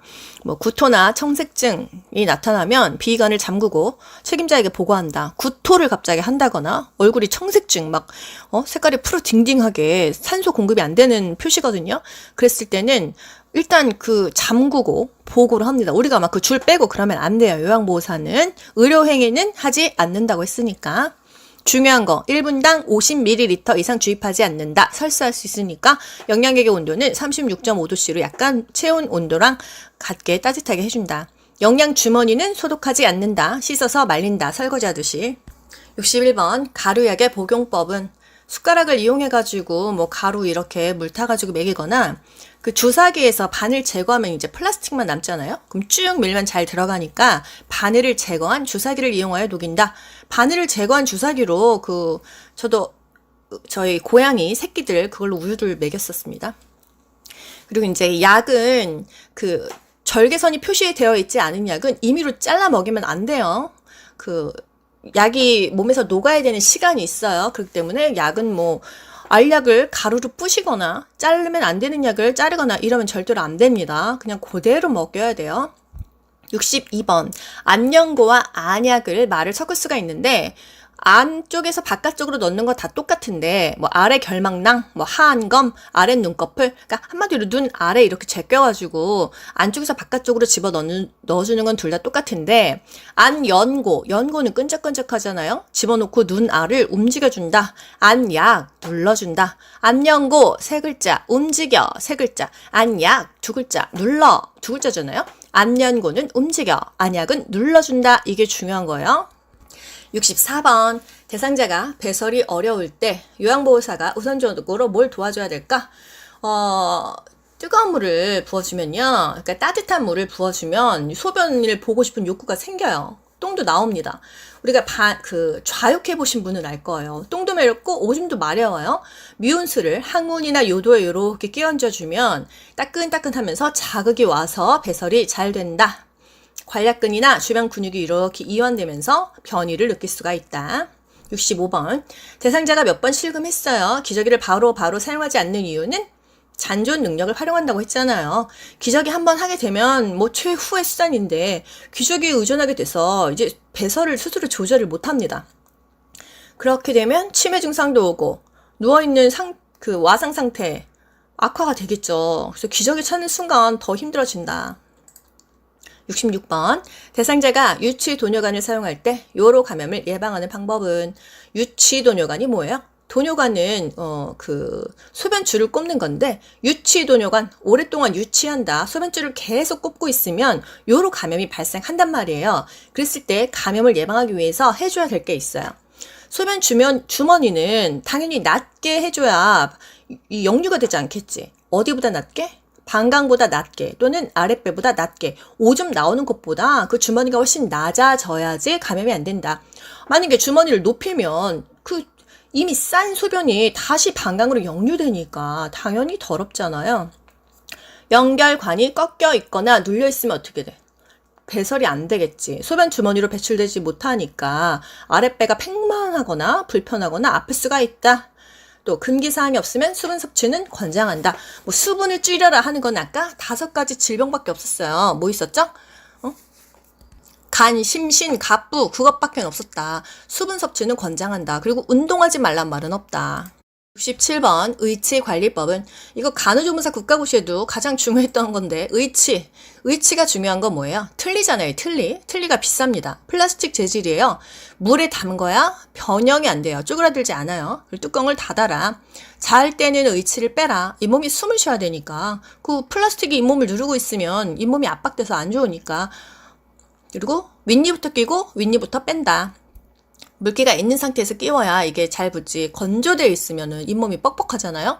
윗니는 엄지, 검지로 끼운다. 아랫니는 검지로 눌러준다. 뭐 이게 그렇게 손가락도 장난을 치는데 윗니는 엄지와 검지로 끼워주고 아랫니는 검지로 그냥 띡 눌러준다. 68번 침대에서 대상자의 머리 감길 때 어떻게 해야 되냐? 일단 대소변을 보게 해야 된다. 뭐 뜨거운 것이 몸에 닿으면 배변의 욕구가 있기 때문에 갑자기 또 화장실 간다고 한단 말이에요. 그래서 식사 전, 외출 전, 목욕 전에 대소변 먼저 보게 합니다. 두 번째, 수건을 방수포 위에 놓고 어깨 아래에서 가슴 위까지 감싼다. 어깨에서 가슴까지는 감싸주고 가슴까지는 수건을 대주고 머리 감긴다. 머리카락을 뭐 젖은 상태에서 빗질한다. 노노. 드라이로 말린다. 또는 뭐 말린 후에 빗질한다. 이게 맞습니다. 솜으로 양쪽 귀를 막고 이건 또 뭐 한쪽 귀 이렇게 나오는데 귀가 2개인데 양쪽을 막아야겠죠. 얼굴을 수건으로 덮는다. 얼굴 다 가리면 콧구멍으로 숨 못 쉬잖아요. 눈만 수건으로 덮는다. 귀는 양쪽 귀를 막는다. 이게 중요합니다. 목욕 담요를 덮고 추우니까 이불은 허리까지만 접어내린다. 허리까지 접어내리고 수건으로 가슴 위까지 감싼다 했으니까. 69번 여성 회음부 감염 예방을 위해서 닦는 순서는 안에서 밖으로, 요도에서 항문으로, 질에서 항문으로 3가지가 다 나왔을 때는 그 신체 구조를 보면요. 요도, 오줌구멍, 그 밑에 질이 있고 그 밑에 항문이 있어요. 요 순서대로 닦습니다. 요도랑 질 바꾸면은 긴가민가 헷갈려요. 요도 질 항문, 요도 아래 질 있고 질 뒤에 항문 있다. 요걸 기억하세요. 70번 노인 피부하면 보습을 해줘야 된다. 이게 가장 중요합니다. 목욕 후 보습제를 발라준다. 가습기를 사용해서 습도를 조절한다.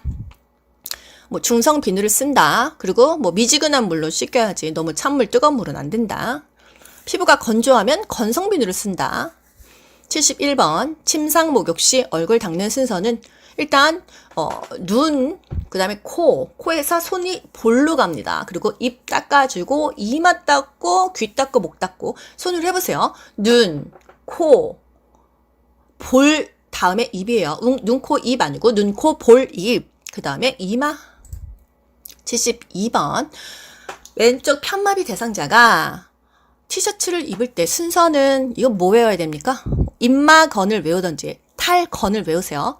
입마건 입을 때 마비된 쪽 먼저 그 다음에 건강한 쪽 탈건 탈의시 옷을 벗을 때 건강한 쪽 또는 벗건 벗을 때는 건강한 쪽 먼저 요걸 외우세요. 입마건 입을 때 마비된 쪽 그 다음에 머리 건강한 쪽 이렇게 하면 돼요. 왼쪽 편마비 대상자 그러면 입마건 마비된 쪽이 왼쪽이죠. 왼쪽 다음에 머리 그 다음에 건강한 쪽은 오른쪽이다. 이렇게 하면 되고 써놓고 맞추시면 됩니다. 왼쪽 편마비 대상자 티셔츠 벗길 때 탈건 건강한 쪽을 먼저 벗겨야 되는데 왼쪽이 편마비면 오른쪽이 건강한 쪽이니까 건강한 쪽 머리 마비 쪽 오른쪽 머리 왼쪽 팔 이렇게 적으면서 하세요. 입마건 탈건 이것만 외우시면 돼요. 74번 휠체어에 있는 대상자를 침대로 옮길 때 어떻게 해야 되냐? 이거 어려워요. 저희 직접 이제 실습해봤는데 휠체어에 있는 대상자를 침대로 옮길 때 일단 그 휠체어를 뭐 30에서 45도 정도로 침대에 가까이 댑니다. 그리고 가장 그 순서를 따지면은 잠근 잠치를 먼저 잠그는 것이 가장 중요해요. 그리고 나서 이제 요양보호사 넷 양다리에 체중을 지지하는데 무릎은 굽히고 중심을 낮춰서 하는 게 좋죠. 한쪽 발은 앞으로 또 한쪽 발은 뒤로 그래서 무릎을 구부리면 지지면이 넓어지잖아요. 그래서 요양보호사의 허리와 가슴의 높이 내 요 안에 있어야 힘쓰기가 좋습니다. 요양보호사의 다리와 몸통의 큰 근육을 이용하여 척추의 안정성을 유지한다. 한마디로 큰 근육을 써서 힘을 쓰면 힘이 덜 들어가고 지지면을 넓힐수록 좋다. 무게중심은 낮추는 게 좋다. 뭐 이 정도입니다. 그래서 무릎은 굽혀라. 지지면을 넓혀라. 두 다리는 벌려라. 이거 그림으로도 많이 물어보잖아요. 두 다리는 벌리고 한쪽은 앞에 가 있으면 되고. 75번 침대 위에서 이동을 하고 나서는 대상자가 갑자기 어지럽고 토하고 난리 났다. 어떻게 해야 되냐? 이전 상태로 빨리 복귀를 시켜야 돼요. 원래 자세를 눕히고 보고합니다. 만약에 위관 영양, 경관 영양하고 있는데 갑자기 막 토하고 청색증이 나왔다. 그러면 그 영양 주던 거 잠그고 보고하는 거예요. 그리고 수혈하고 있는데 갑자기 환자가 이상해. 그러면 수혈하는 거 잠그고 보고하는 거예요. 76번 대상자가 침대 아래쪽에 내려가 있을 때 침대 머리 쪽으로 올리는 방법은 이거 실습을 다 했었는데 두 사람이 할 때는 두 사람이 침대 양쪽 이 대상자의 양쪽으로 서요. 그래서 어깨와 대퇴부 지지하고 하나 둘 셋 하면서 동시에 위로 올립니다. 그리고 혼자 할 때는 또 혼자 하는 방법이 있잖아요. 대상자 무릎 세우라고 하고 발바닥으로 지지하라고 하고 요양보호사가 한쪽 손을 그 침대 시트를 밀면서 이 허벅지 쪽에 손을 집어넣어서 밀어줍니다. 77번 편마비 대상자를 옆으로 눕히고자 할 때 어떻게 해야 돼요? 일단 요양보호사가 눕히려고 하는 그쪽으로 섭니다. 그리고 무릎을 세우고 팔을 양쪽 가슴 위에 올려놓고 반대쪽 어깨랑 엉덩이에 손을 대고 옆으로 돌려 눕힙니다. 엉덩이를 움직여서 이제 뒤로 좀 밀어주고, 뭐 그 정도. 옆으로 눕히고자 할 때는 일단 요양보호사가 눕히려고 하는 쪽에 서고, 대상자의 고개를 그 다음에 먼저 돌리고, 그 다음에 팔 가슴 위에 올려놓고, 어깨와 엉덩이 이렇게 돌려 눕히고, 이거 실제로 실습을 해봤었어요. 78번 오랜 시간 누워있는 대상자가 호흡 곤란이다. 그럼 머리 올려줘야겠죠? 반자위다. 79번 등에 상처가 있어. 그럼 엎드린 자세 취해주는데 타월을 대줍니다. 아랫배와 발목에. 이유는 뭐야? 긴장을 완화시켜주기 위해서. 어디에? 넙다리와 허리에 엎드렸으면 긴장이 되니까 수건을 대준다. 이 얘기예요. 80번 휠체어 접는 순서, 펴는 순서 하나만 외워요. 남자친구가 야 우리 접자 했어. 아씨 잔발 18. 야 잔반에나 18 이랬어요. 유치하지만 뭐 이거 효과 좋습니다. 우리 접자 그랬더니 잔발 18 그랬어요. 잔발 18 잔반에나 18. 잠금 장치를 잠근다. 발받침 떠올린다. 시트를 들어 올린다. 팔걸이를 잡아서 접는다. 펴는 순서도 고정잠키가 먼저예요. 그 다음에 잔발 18에서 팔시 거꾸로 가면 되겠죠. 팔걸이 잡아 접고 시트 들어 올린 다음에 끝나요. 접는 순서만 외우세요. 잔발 18. 81번 휠체어로 울퉁불퉁한 길을 이동할 때 울퉁불퉁 나오면 앞바퀴를 들어 올려야 됩니다. 밑에 노란 거 보세요. 문턱으로 올라간다, 문턱을 내려간다, 울퉁불퉁하다 이 말이 났을 때는 앞바퀴를 들어 올리는 거예요. 앞바퀴를 들어 올린다. 왜? 그 진동을 느끼지 않도록 하기 위해서 앞바퀴를 들어 올리는 거예요. 세 가지 경우밖에 없어요. 문턱을 올린다, 문턱을 내려간다, 울퉁불퉁하다. 그러면 앞바퀴를 들어 올립니다. 그다음에 경사로다, 비탈이 졌다 하면 지그재그예요. 그 직진으로 내려오면 그냥 꼬꾸라져 버리니까 지그재그이다. 엘리베이터 뒤로 들어가고 앞으로 나온다. 82번 왼쪽 편마비 대상자를 침대에서 휠체어로 옮기는데 이제 산책 가야 되잖아요. 침대에서 휠체어를 놓는 위치와 각도는 건강한 쪽에 놔야 된다. 그 대상자의 건강한 쪽. 그리고 각도는 뭐 한 45도, 30도에서 45도이다. 83번 대상자를 바닥에서 휠체어로 옮기는 순서는 침대가 없는 방바닥에서 생활할 수 있잖아요. 휠체어를 어떻게 옮겨? 일단 잠금 장치를 잠궈서 휠체어가 움직이지 않도록 하고 그리고 그 대상자가 건강한 손으로 휠체어를 팔걸이를 잡고 그리고 또 다음 단계가 뭐가 있고 마지막에 휠체어에 앉게 한다. 이거를 이제 순서를 물어보면 이렇게 하면 됩니다. 첫 번째는 잠금 장치, 그 다음에 건강한 손으로 잡고 이렇게 막 준비한 다음에 마지막에 휠체어에 앉게 한다. 84번 휠체어에 앉아있는 대상자를 자동차에 태울 때 이거 실제로 자동차에 태울 일 많을 것 같은데 어떻게 앉히나 이건 좀 특이했다고 생각이 들어요. 어떻게 하느냐, 엉덩이와 상체를 먼저 앉히고 나서 한쪽 다리를 올린다. 이게 뭔 소리예요? 엉덩이를 자동차 시트에 앉힌 다음에 왼다리 오른다리 이런 식으로 다리를 한쪽씩 올려놓는다. 엉덩이 먼저 시트에 비비고 다리는 하나씩 들어간다. 85번 대상자가 보행기를 사용할 때 팔꿈치를 굽히는 각도는 이건 30도예요. 보행기 아시죠? 뭔지? 둔부, 엉덩이 정도에 도착을 한다. 그럼 지팡이는 손목 정도. 86번 오른쪽 다리가 불편해 보행기를 사용해. 그러면은 당연히 요양보호사는 오른쪽 뒤에 서겠지. 그런데 보행하는 순서, 보행기는 불편한 다리랑 같이 가는 거예요. 그래서 보행기 불편한 다리가 같이 가고 그 다음에 건강한 다리가 갑니다. 보행기와 아픈 다리는 무조건 세트이다. 그래서 보행기는 세트 건강이에요. 세트 건강. 보행기랑 아픈 다리가 세트고 그 다음에 건강한 다리가 간다. 87번 우측 편마비 대상자가 지팡이를 이용해서 평지를 걸을 때 순서는 올라갈 때 순서는 둘 다 외우셔도 되고 하나만 외우셔도 돼요.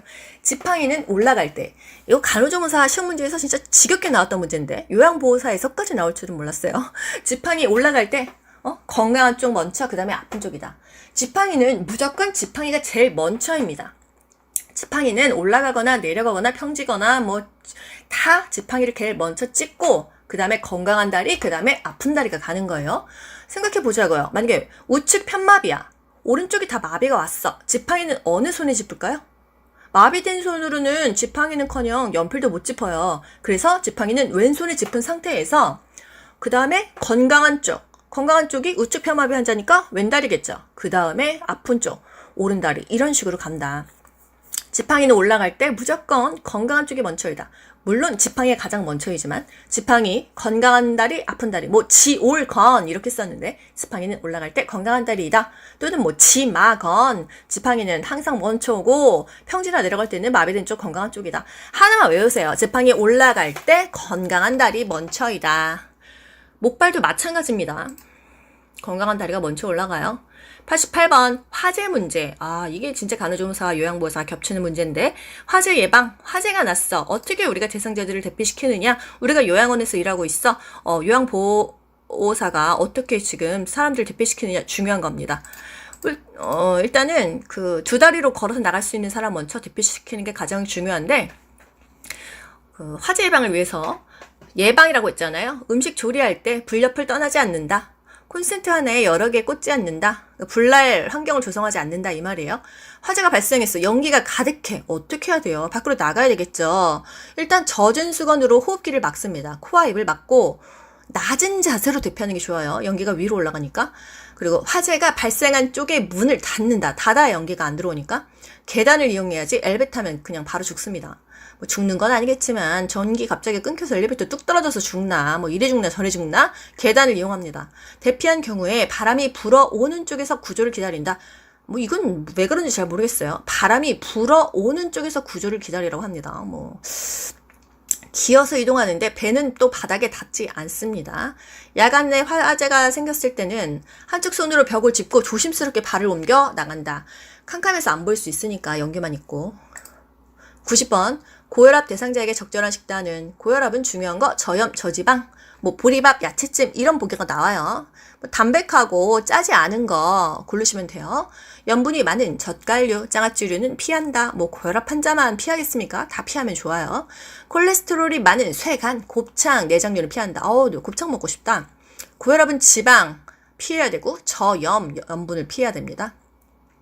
91번 대상자의 침구류 선택 방법으로 옳은 것은, 대상자들이 침구류까지 골라줄 수가 있단 말이에요. 시트는 옅은 색 면제품이 좋다. 오염이 있으면 빨리빨리 알아볼 수 있으니까 면제품, 땀 흡수도 되고 좋지. 요 매트리스는 단단하고 탄력성과 지지력이 뛰어난 것이 좋다.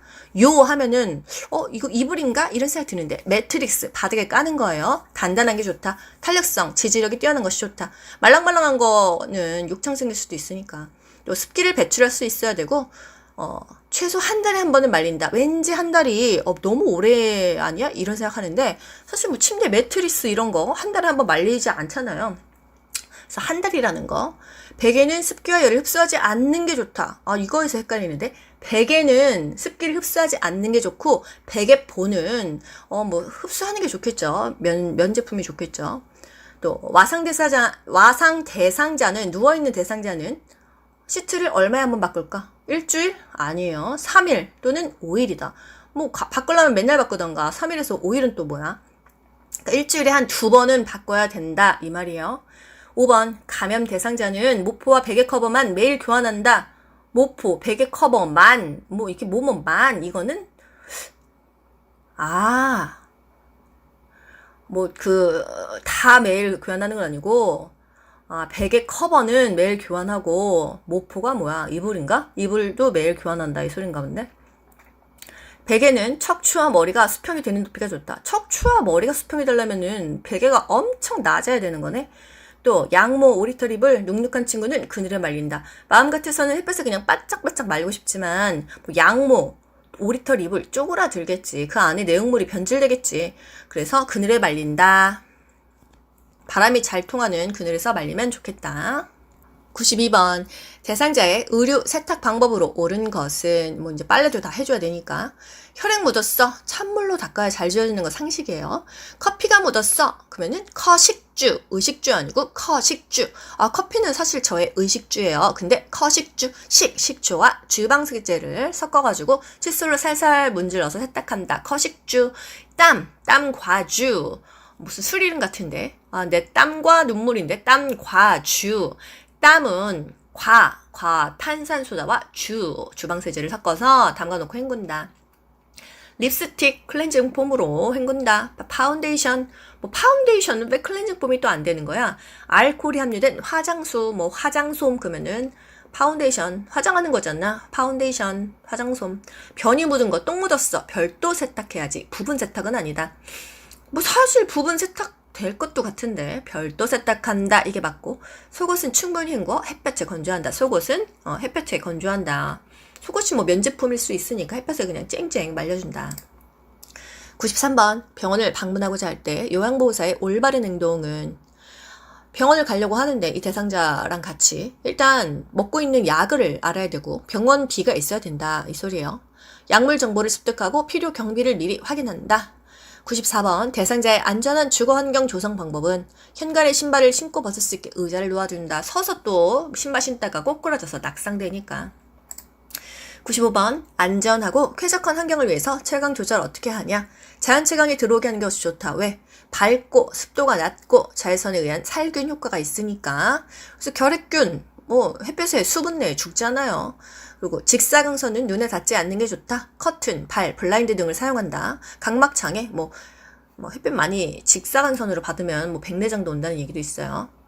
배설물을 치울 때는 직접 조명이 좋을까? 간접 조명이 좋을까? 좀 그냥 왠지 그냥 우리가 생각하는 생각으로는 대상자가 부끄러워서 약간 어두컴컴한 조명으로 닦아주면 좋을 것 같은데 직접 조명으로 전체를 환하게 해서 배설물 확인이 쉽게 한다. 어디 덜 닦은 데는 있는지 배설물 묻은 데는 없는지 그거 그냥 잘못 못 닦으면 또 욕창 오니까 창피한 것보다는 건강한 게 좋으니까 직접 조명으로 전체를 환하게 한다. 5번 계단 높이를 잘 볼 수 있게 발 헛디디면 또 꼬꾸라지니까 천장에 조명을 설치하고 계단은 또 내려갈 때 그림자 생기면 또 발 헛디디니까 발 밑에 조명을 설치한다. 그럼 천장에도 조명하고 발 밑에도 하고 계단에는 조명 천지다. 96번 제가 갔어. 화장실 청소. 화장실 청소까지 해야 돼. 심란하다. 물 뜯겼어. 양변기. 우리 집에 있는 양변기도 안 닦는데, 제가 돈 벌러 가가지고 시간당 11,000원 받으면서 화장실 청소까지 해야 되는데, 식초를 솔에 묻혀가지고 변기 안쪽을 닦는다. 냄새가 엄청나겠지. 2번, 바닥에 미생물 제거를 위해서 일주일에 한 번 정도는 소독제 플러스 솔을 이용해서 닦아준다. 소독제 어떤 거야? 유한낙스 이런 거? 솔에 해가지고 일주일에 한 번은 그래도 미생물을 제거해라. 우리 집 먼저 해야겠다. 3번 습기가 많은 장소잖아 화장실은. 그래서 낮에는 창문을 좀 열어서 환기를 한다. 나 이거 보고 그 다음부터 우리 집 화장실 맨날 창문 열어놓고 있는데 낮에. 4번 배수구 뚜껑은 솔로 닦는다. 배수구 뚜껑이 뭐야? 욕실 바닥에 물 빠지는데 거기 뚜껑은 왠지 마른 걸로로 닦는다. 말 맞는 것 같은데? 아니야. 솔로 닦는다.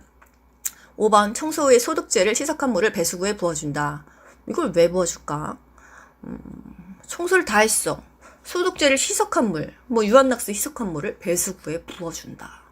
냄새 빠지라고 하나? 97번.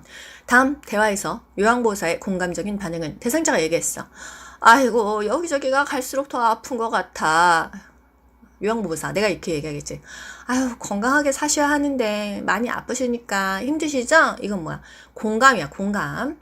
그 상대의 관점에서 이해하고 감정을 느끼면서 느낀 바를 전달하는 것. 이 의사소통 문제가 잘 나오는데 이거는 보기를 항상 바꾸기 때문에 잘 맞춰줘야지. 98번 대상자가 옷 입는 것을 거부하고 있어. 그럼 나는 아이메시지 나 전달법 어떻게 해야 될까? 어르신이 옷을 갈아입지 않으려고 하시니까 제가 너무 힘이 드네요. 이렇게 얘기를 해야 되는 거야.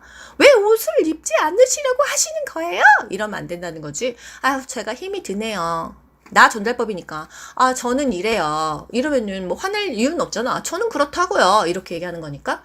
나 전달법. 상대방을 비난하지 않아. 문제 해결을 위해서 상대방의 행동이 그냥 난 이렇게 느꼈다. 나에게 영향을 미쳤던 그 부분에 초점을 맞춰서 말을 하는 거야. 그냥 내가 느낀 바를 솔직하게 말하는 거야. 제가 정말 짜증이 났네요. 이렇게까지는 얘기 못해도 정말 힘드네요. 이렇게 얘기할 수 있다.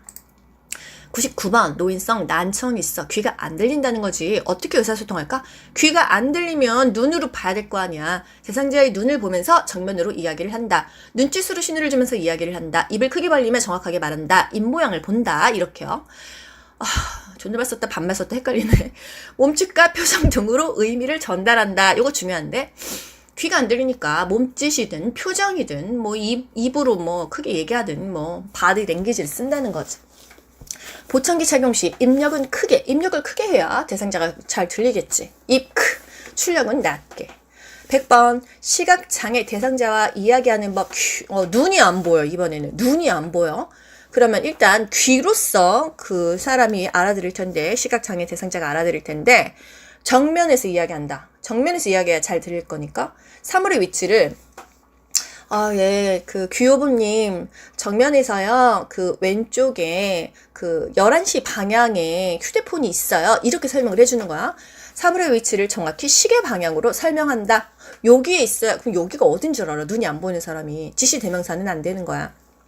대상자 중심으로 오른쪽에 2시 방향에 거기에 우리 싱싱이 고양이가 있어요. 한번 만져보실래요? 대상자를 중심으로 왼쪽 오른쪽을 설명한다. 2시 방향에 5시 방향에 이런 식으로 신체 접촉 전에 말을 먼저 건네야 된다. 말을 먼저 하고 제가 팔 좀 잡을게요. 그러고 잡아야지. 눈도 안 보이는 사람을 갑자기 팔을 확 잡고 그러면 깜짝 놀랄 거 아니야. 그리고 요양보호사가 대상자보다 반보 앞으로 나온다는 거야. 그래서 약간 좀 안내하듯이. 101번. 거의 다 와가. 126번까지 남았어. 너무 힘들어. 다음과 같은 의사소통 방법이 도움이 되는 대상자는, 저 반말로 했었죠? 죄송합니다. 제가 원래 반말 영상을 하던 사람이어가지고, 요양보호사가 연령대가 좀 높으셔서 제가 존댓말 강요를 억지로 만들었더니 지금 헷갈리고 있어요. 저 너무 지금 힘들어서 정신이 없습니다, 지금. 다음과 같은 의사소통 방법이 도움이 되는 대상자는, 시험 문제 엄청 많이 나왔었는데, 짧은 문장으로 천천히 이야기한다. 몸짓, 손짓을 이용한다. 문자판, 그림판, 실물을 활용한다. 사실 다른 거는 딱히 포인트가 될 만한 건 없어요. 문자판, 그림판을 이용한다는 것은 뭔가 이해가 안 되는 사람들인 거예요. 그래서 이해력 대상자이다. 그냥 키워드를 뽑는 겁니다. 몸짓, 손짓은 아까 귀 안 들리는 난청 환자도 그렇게 했었으니까. 102번. 다음과 같은 의사소통 방법에 도움이 되는 대상자는 환경적 자극을 최대한 줄인다. 사실 어려운 부분인데 자극하면 주의력 결핍 장애자를 그냥 외워야 돼요. 자극하면 주의력 결핍이다. 문자판이다. 이해력 장애구나. 이렇게 알아야 합니다. 자극하면 주의력 결핍이다. 포인트만 암기하세요. 103번. 진압력 장애이다. 그러면 이름표를 붙여줘야 돼요. 진압력 장애. 뭔가 잘 몰라. 그러면 오늘은 2021년 4월 며칠이에요. 저는 누구예요? 여기는요. 장소 여기 서울시 이름표를 붙인다. 힘들어. 기본적인 정보를 자주 반복한다. 오늘은 토요일입니다. 자주 반복을 해주래. 대상자님 이름은요, 귀 간조예요. 귀 요보예요. 자꾸 반복하는 거야. 저는요, 대상자님을 도와주는 요양보호사예요. 자꾸 반복시켜준다. 냉장고, 세탁기, 이름표를 다 붙여준다. 식탁, 이렇게. 104번. 온종일 TV만 보는 대상자와 가끔 영화를 보러 가자 했을 때 참 어려운 게 영화, 이거는 또 사교 오락 활동이다. 취미 활동이잖아? 사교 오락 활동이다. 그럼 보자. 대상자의 여가 활동의 유형, 이걸 또 시험 문제 많이 내는데. 사교 오락 활동, 영화, 연극, 음악회, 전시회. 회사라고 해서 영화, 연극 본다. 이 음악회, 전시회, 회를 생각하고, 사교 오락의 사오. 이거 선생님이 가르쳐 준 건데, 회를 사오라고 해서 영화, 연극 본다. 회 먹으면서 영화 보고, 연극 보고, 전시회 본다. 이것은 바로 사교 오락 활동이다. 소일 활동, 엄마는 텃밭 가꾸고 식물 가꾸고 아빠는 TV 보고 신문 보고 아이는 종이 접고 퍼즐 놀이 한다. 그러면 텃밭, 식물, TV, 신문 텃밭, 식물, TV, 신문, 종이 접기, 퍼즐 놀이 이거는 소일 활동이다. TV 보는 게 소일거리네. 신문 보는 게 소일거리네. 이렇게. 가족 중심의 활동은 소풍을 가족끼리 가겠지. 한강으로 소풍 간다. 가족 중심 활동이다. 가족과의 대화, 나들이 가족 중심 활동이다. 운동활동, 산책, 체조, 운동이다. 나머지 모르겠는 건 다 자기 개발이야. 근데 그림 그리기, 서예교실, 자기 개발. 그러면 영화, 회 사오라고 해서 영화 연극이니까 영화, 사교 오락, 연극, 사교 오락. 신문, 소일 활동, 전시회, 사교 오락. 식물 가꾸기, 소일활동 이렇게 맞추면 됩니다. 105번 요양보호의 기록 보고의 원칙은 정확하게 기록해야 되고 4월 24일 오전 10시 방에서 300cc 소변보험 이렇게 또 요양보호사가 서비스 중심으로 기록한다. 분 단위로 기록한다. 시간 단위 아니고 분 단위로 기록한다. 간단 명료하게 기록한다. 정정할 때 화이트로 지우면 안 되고 밑줄 긋고 빨간 펜으로 다시 그 위에다가 글자를 쓰고 설명을 한다. 나중에 이제 사고가 났을 때 이게 문제가 될 수 있기 때문에 지우면 안 된다는 거. 사실 있는 그대로 기록한다. 보고 내용이 중복되지 않도록 한다. 내용 중복되면 누가 좋아하겠어요. 보고는 될 수 있는 한 빨리 하고 공식화된 용어를 쓴다. 나만 알아보는 은어 이런 거 안 된다. 105번 요양보호의 기록 보고의 원칙은 보고는 구두 보고, 서면 보고, 전산망 보고가 있는데 구두, 입으로 하는 거잖아요. 신속하다, 기록은 할 수 없다. 서면 보고, 정확하고 자료를 보존할 수 있고 정기적으로 보고할 수 있다. 글씨로 쓰는 거니까 전산망 보고, 전산망으로 하는 거는 이 구두 보고와 서면 보고를 다 이제 더한 장점인데 시간 절약할 수 있고 편리하고 실시간 전산망을 보면서 확인할 수가 있다. 106번.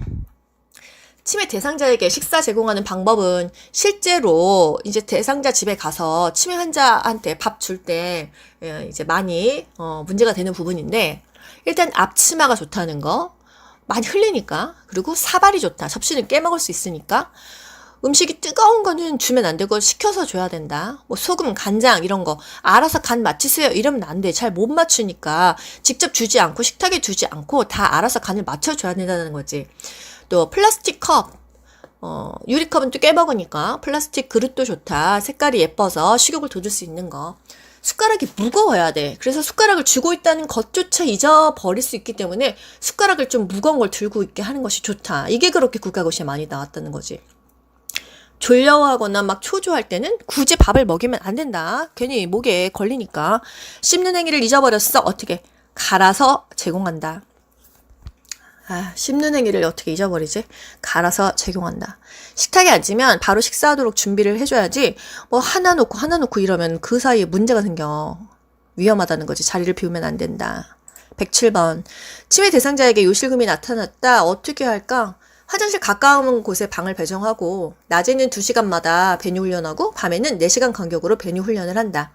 사실 뭐 곤히 자고 있는데 막 깨우지는 않는다고는 하는데, 또 배뇨 스케줄에 따라서 배뇨 훈련을 시도한다. 낮에는 2시간, 저녁에는 4시간 간격으로 화장실 갈까요? 이렇게.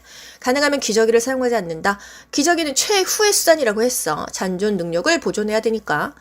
그다음에 수분 섭취량은 적절히 조절하고 야간에 수분 섭취를 제한한다. 비난하거나 화내지 않는다. 화내면 안 돼요. 치매 대상자에게는. 그리고 왜 그랬냐고 이유를 물을 필요도 없어. 그냥 5살의 지능이기 때문에 우쭈쭈 해주면 되는 거예요. 배뇨 후에 치골 상부를 눌러주어. 치골의 상부가 어디야? 방광이잖아, 방광. 배를 이렇게 눌러서 방광을 확실하게 비운다. 그래야 잔뇨감이 없어서 또 싸지 않으니까. 야간에 화장실 왔다 갔다 하는 게 위험할 때는 이동식 변기를 사용한다. 108번. 언제 끝나니? 치매 대상자에게 안전한 환경을 조성하는 방법은 수면 시 침대 밑에 떨어질 수 있잖아. 침대 밑에 두꺼운 깔아둔다. 출입구에 밝은색 야광 테이프를 붙인다. 출입구에 밝은 야광 테이프를 붙인다. 냉장고에 과일 모양 자석 붙이면 먹는 건 줄 알고 그거 먹으니까 붙이지 않는다. 눈에 띄지 않는 곳에 세제를 보관한다. 막 이런 것도 먹나 봐. 세제 같은 것도. 109번. 치매 대상자가 식사 후 얼마 지나지 않아서 나 왜 배고픈데 밥 안 줘? 이랬을 때 뭐라고 대답해? 준비하고 있으니까 잠깐만 기다려주세요. 이게 왜 답이지? 거짓말하면 안 된다고 했잖아. 아무튼 이게 답이고. 방금 식사하셨잖아요 하면서 빈 식기를 보여준다. 그래도 난 배고픈데 밥 달란 말이야. 그러면 식사하고 달력에 식사하신 거 동그라미 하세요. 뭐 이렇게 할 수 있는 건 다 해본다. 110번. 야간에 집 안에서 치매 대상자가 초조감을 느끼고 배회하고 있어. 배회 증상을 보이고 있어. 어떻게 해야 될까? 여러 가지의 이제 그 문제 유형이 조금씩 달라지는데 그냥 토탈로 다 모아봤어요. 일단 뭔가 안절부절해. 화장실을 가야 되나? 대소변 욕구부터 챙기는 것이 가장 정확합니다. 그리고 나서 대소변이 아니야. 그러면 저녁에 보통 석양증후군이 생긴단 말이에요. 좀 밤이 되면 이상해진단 말이에요. 커튼을 다 닫아. 밤인 걸 모르게. 조명을 환하게 켠다. 또 TV를 튼다. 좀 약간 시끌벅적하게. 너무 크게 트는 건 아닌데 주변을 너무 조용하게 하지는 않는다는 얘기예요. 배회 코스를 만들어준다. 그냥 여기를 그냥 배회하라 이거지. 걸으라. 단순한 입거리를 제공한다. 이거 수건 개는 것 좀 같이 도와주실래요? 뭐 양말 좀 같이 접을까요? 이렇게 단순한 일거리를 제공하면 본인이 왜 배회를 했는지 잊어버리니까. 주변에 위험한 물건을 치운다. 현관, 창문, 출입구, 나갈 수 있는 모든 문을 잠근다. 가장 좋은 거는 치매 대상자가 뭔가 이렇게 안 좋은 일을 할 때는 관심을 다른 곳으로 돌리는 것이 가장 좋습니다. 좋아하는 일을 하게 해서 관심을 다른 곳으로 돌리면 내가 방금 전까지 뭘 했는지를 모르는 거예요. 하트 좋아하시죠? 저랑 같이 한번 해볼까요? 이렇게 관심을 돌린다든가. 그림 그려볼까요? 뭐 그렇게. 충분한 시간을 가지고 함께 있어준다. 치매 대상자가 배회 증상을 가졌을 때는 일단 화장실을 가고 싶은지 대소변 욕구를 확인하고 좋아하는 일을 해서 관심을 돌리고 밤이 돼서 석양증후군 생기니까 커튼 닫고 조명 켜주고 TV도 틀어준다. 이것이 중요한 것이 되겠습니다. 111번. 침해 대상자가 자신의 물건을 다른 사람이 훔쳐갔다고 의심할 때 이런 경우 정말 많아요. 어떻게 해요? 나 안 훔쳐갔다니까요. 뭔 소리 하시는 거예요?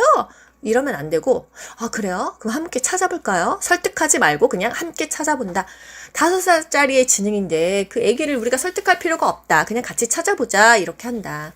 그리고 똑같은 물건을 사놨다가 대체할 수도 있다. 112번. 침해 대상자가 심하게 욕해 난폭한 행동을 보일 때 어떻게 대처해야 되는가? 도대체 왜 그러시는 거예요? 이유를 물을 필요가 없어. 자극하지 말고 조용한 곳에서 그냥 쉬게 한다. 커피 한잔 하실까요? 이렇게. 좀 쉬시고 계실래요? 이유를 묻지 않는 거야. 그냥 치매한 자는 이상한 행동을 했을 때도 이유를 묻지 마야 돼요.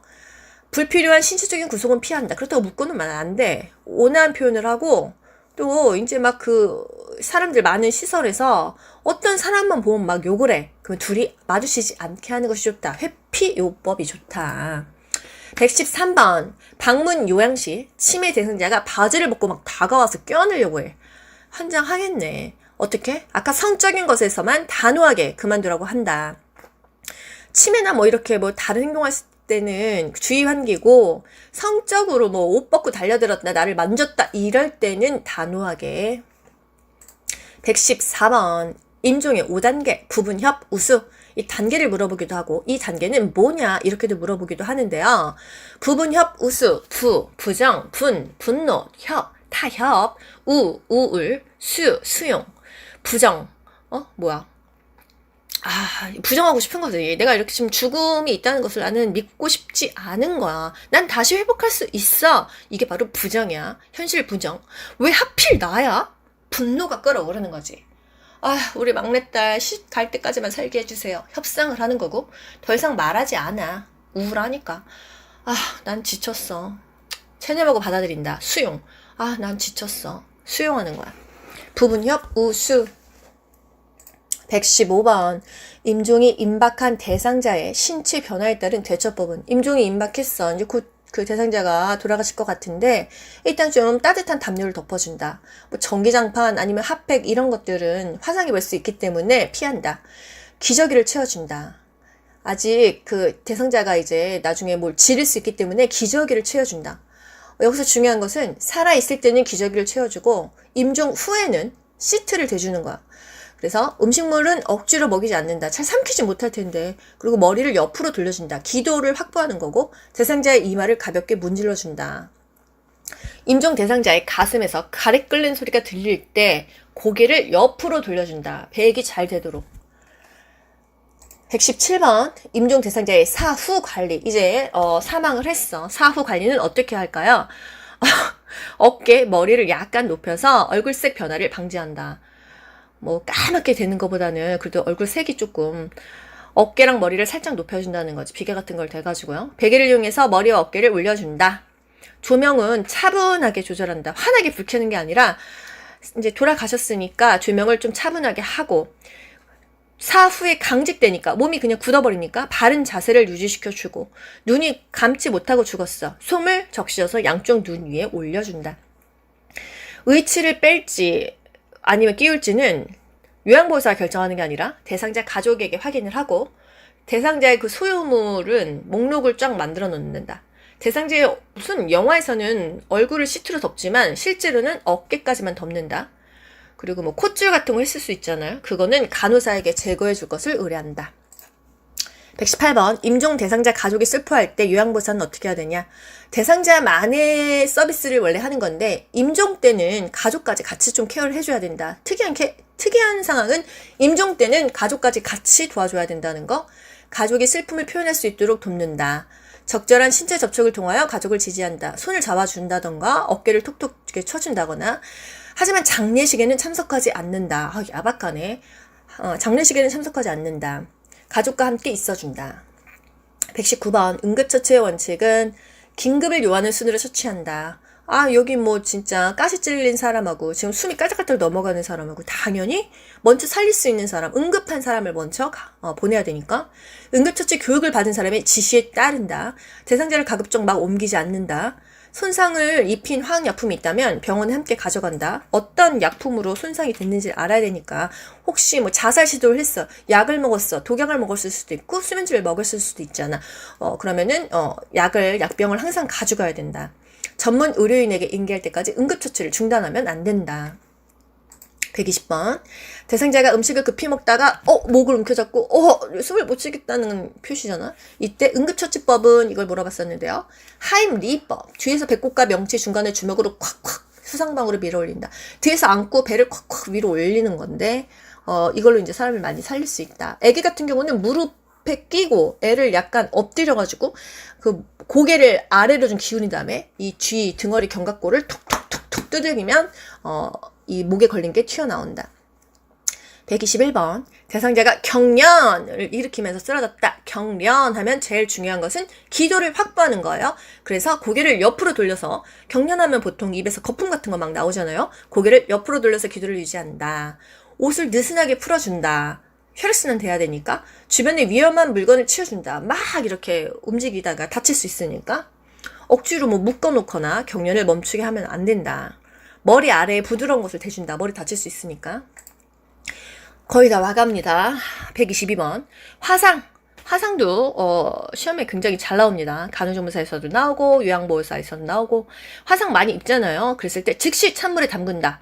뭐 수돗물 칵칵칵 쏟아지는데 이렇게 되면 사실 조금 뒤었을 땐 그렇게 합니다. 그런데 수압에 의해서 이 살이 손상을 입을 수 있기 때문에 찬물에 담근다. 이런 보기를 선택하셔야 돼요.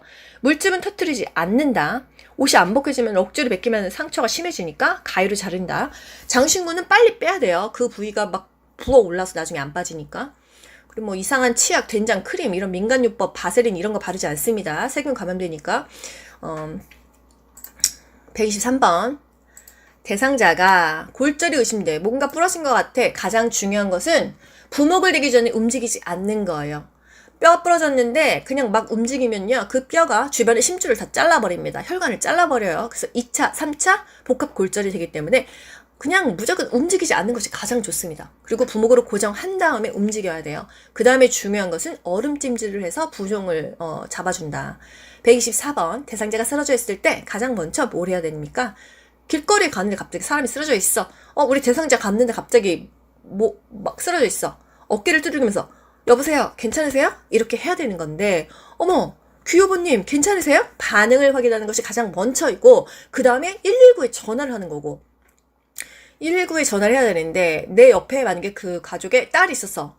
따님 빨리 119에 전화해주세요. 도움을 요청하고 가슴을 압박하고 기도 유지한 다음에 인공호흡 후후 불어주고 상태 확인하고 가슴 압박 때 인공호흡은 30대 2이다. 125번. 심폐소생술을 시행할 때 가슴 압박을 실시하는 방법은 가슴을 한 5cm, 5, 6cm 정도 들어가게 압박한다. 굉장히 깊게 하는 건데 양팔을 곧게 편 상태에서 체중을 누르면서 하는 거고 가슴 압박 때 인공호흡은 30대 2이다. 분당 100회에서 120회. 그러면 1초에 2번은 눌러줘야 된다. 손가락이 가슴에 닿으면 안 되고 이 손꿈치만 닿아서 압박을 해야 된다. 마지막 126번. 심정지 대상자에게 자동 심장 충격기 사용하는 방법은 뭐냐?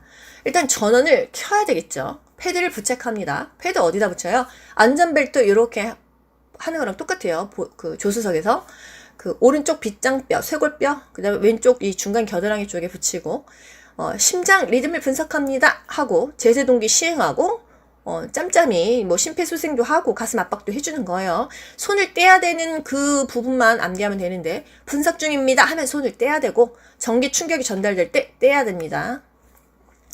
여러분 고생 많이 하셨어요. 긴 시간 진짜 같이 고생하신 것 같은데 반복해서 보시다 보면 뭐 중요하게 나오는 문제 그 이론 문제는 거기서 거기입니다. 요양보호사는 나오는 패턴이 좀 비슷한 것 같아요. 그래서 간호조무사 국가고시보다는 훨씬 좀 쉬운 것 같다. 그래서 좀 요 파트만 한 3번 정도 반복하시면 충분히 합격점은 넘으시리라고 예상이 됩니다.